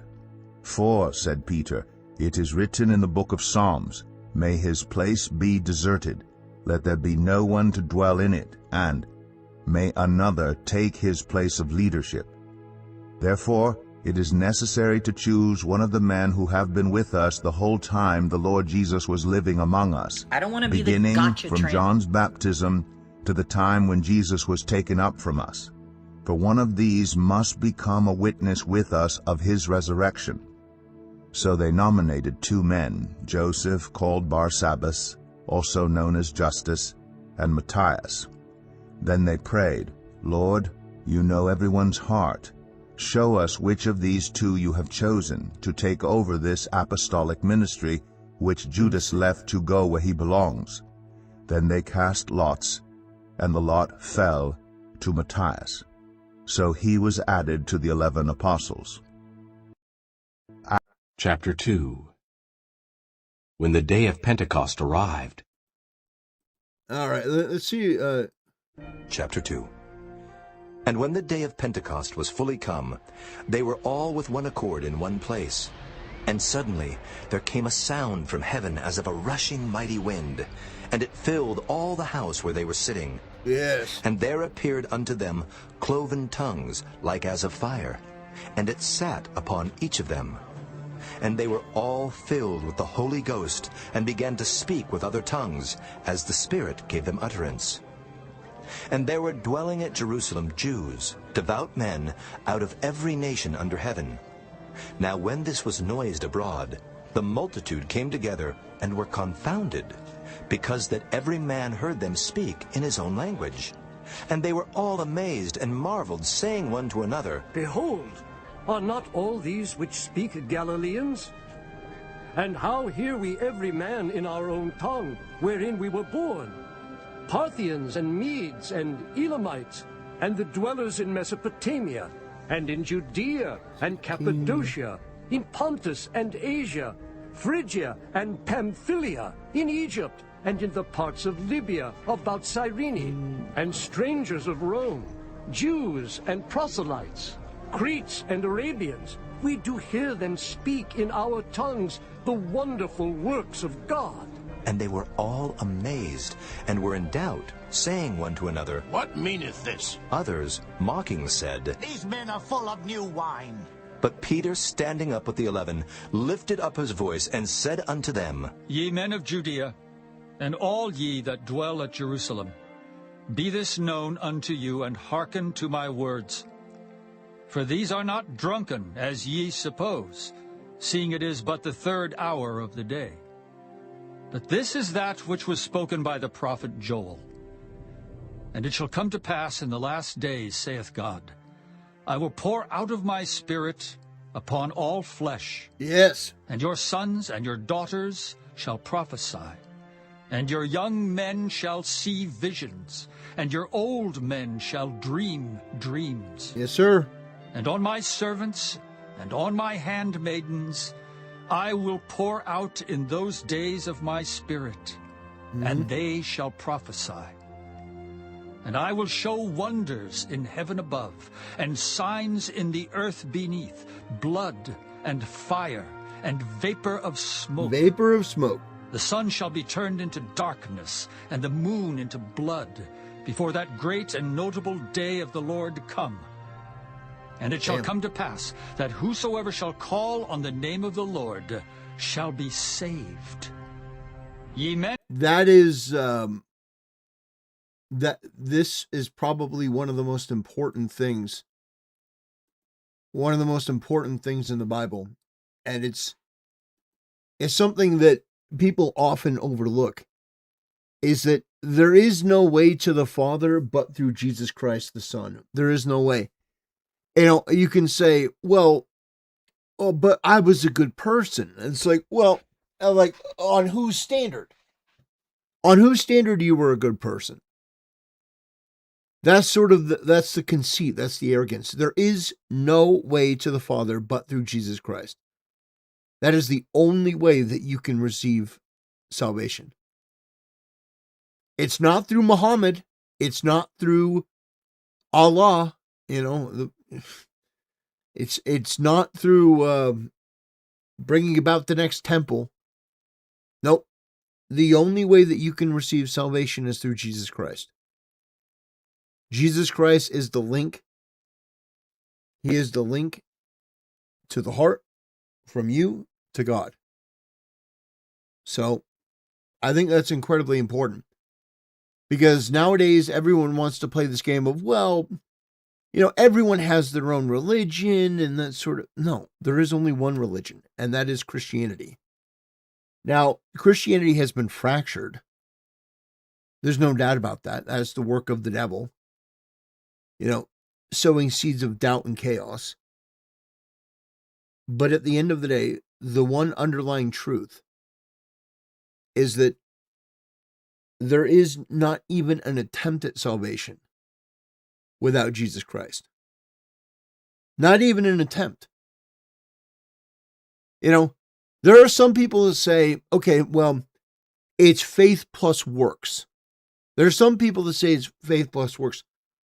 But even within that, even if you say it's faith plus works, it's still requiring you accept Jesus Christ. So even in the different variables, the one grounding principle, the one thing that is undeniable, the one thing that does not change is Jesus. Which is why if you seek to diminish Jesus and remove him from that and lean on yourself, you're going to be doomed. And if I could leave you with one message, even as, not feeling great as I am, if I can leave you with one message, it is the noise of the world is of the devil. The most important thing, though, the thing that you should always focus on, is that Jesus Christ is King. Jesus Christ is Lord of Lords. Jesus Christ is your Savior, your salvation. And you should put your total faith, love, and trust in him. And you should ask him for salvation and forgiveness and allow him into your heart. And he will do amazing things for you. But not for you in the way that, oh, he's going to get me a new car. It's not what Jesus is not offering you some, consolation prize. Step right up. You win a brand new car. No, it's not what I'm talking about. I'm not talking about materialism. I'm talking about salvation of your soul and a redemption of your heart, which is, a priceless gift. Of Israel, hear these words. Jesus of Nazareth, a man approved of God among you by miracles and wonders and signs, which God did by him in the midst of you, as ye yourselves also know, him, being delivered by the determinate counsel and foreknowledge of God, ye have taken, and by wicked hands have crucified and slain. That's right. Whom God hath raised up, having loosed the pains of death, because it was not possible that he should be holden of it. For David speaketh concerning him, I foresaw the Lord always before my face, for he is on my right hand, that I should not be moved. Therefore did my heart rejoice, and my tongue was glad. Moreover also my flesh shall rest in hope, because thou wilt not leave my soul in hell, neither wilt thou suffer thine Holy One to see corruption. Thou hast made known to me the ways of life. Thou shalt make me full of joy with thy countenance. Men and brethren, let me freely speak unto you of the patriarch David, that he is both dead and buried, and his sepulchre is with us unto this day. Therefore, being a prophet, and knowing that God had sworn with an oath to him, that of the fruit of his loins, according to the flesh, he would raise up Christ to sit on his throne. He, seeing this, before spake of the resurrection of Christ, that his soul was not left in hell, neither his flesh did see corruption. This Jesus hath God raised up, whereof we all are witnesses. Therefore, being by the right hand of God exalted, and having received of the Father the promise of the Holy Ghost, he hath shed forth this, which ye now see and hear. For David is not ascended into the heavens, but he saith himself, The Lord said unto my Lord, Sit thou on my right hand, until I make thy foes thy footstool. Therefore let all the house of Israel know assuredly that God hath made that same Jesus, whom ye have crucified, both Lord and Christ. Now when they heard this, they were pricked in their heart, and said unto Peter and to the rest of the apostles, Men and brethren, what shall we do? Then Peter said unto them, Repent, and be baptized every one of you in the name of Jesus Christ for the remission of sins, and ye shall receive the gift of the Holy Ghost. For the promise is unto you, and to your children, and to all that are afar off, even as many as the Lord our God shall call. And with many other words did he testify and exhort, saying, Save yourselves from this untoward generation. Then they that gladly received his word were baptized. And the same day there were added unto them about 3,000 souls. And they continued steadfastly in the apostles' doctrine and fellowship, and in breaking of bread and in prayers. And fear came upon every soul, and many wonders and signs were done by the apostles. And all that believed were together, and had all things common, and sold their possessions and goods, and parted them to all men, as every man had need. And they, continuing daily with one accord in the temple, and breaking bread from house to house, did eat their meat with gladness and singleness of heart, praising God, and having favor with all the people. And the Lord added to the church daily such as should be saved. Awesome.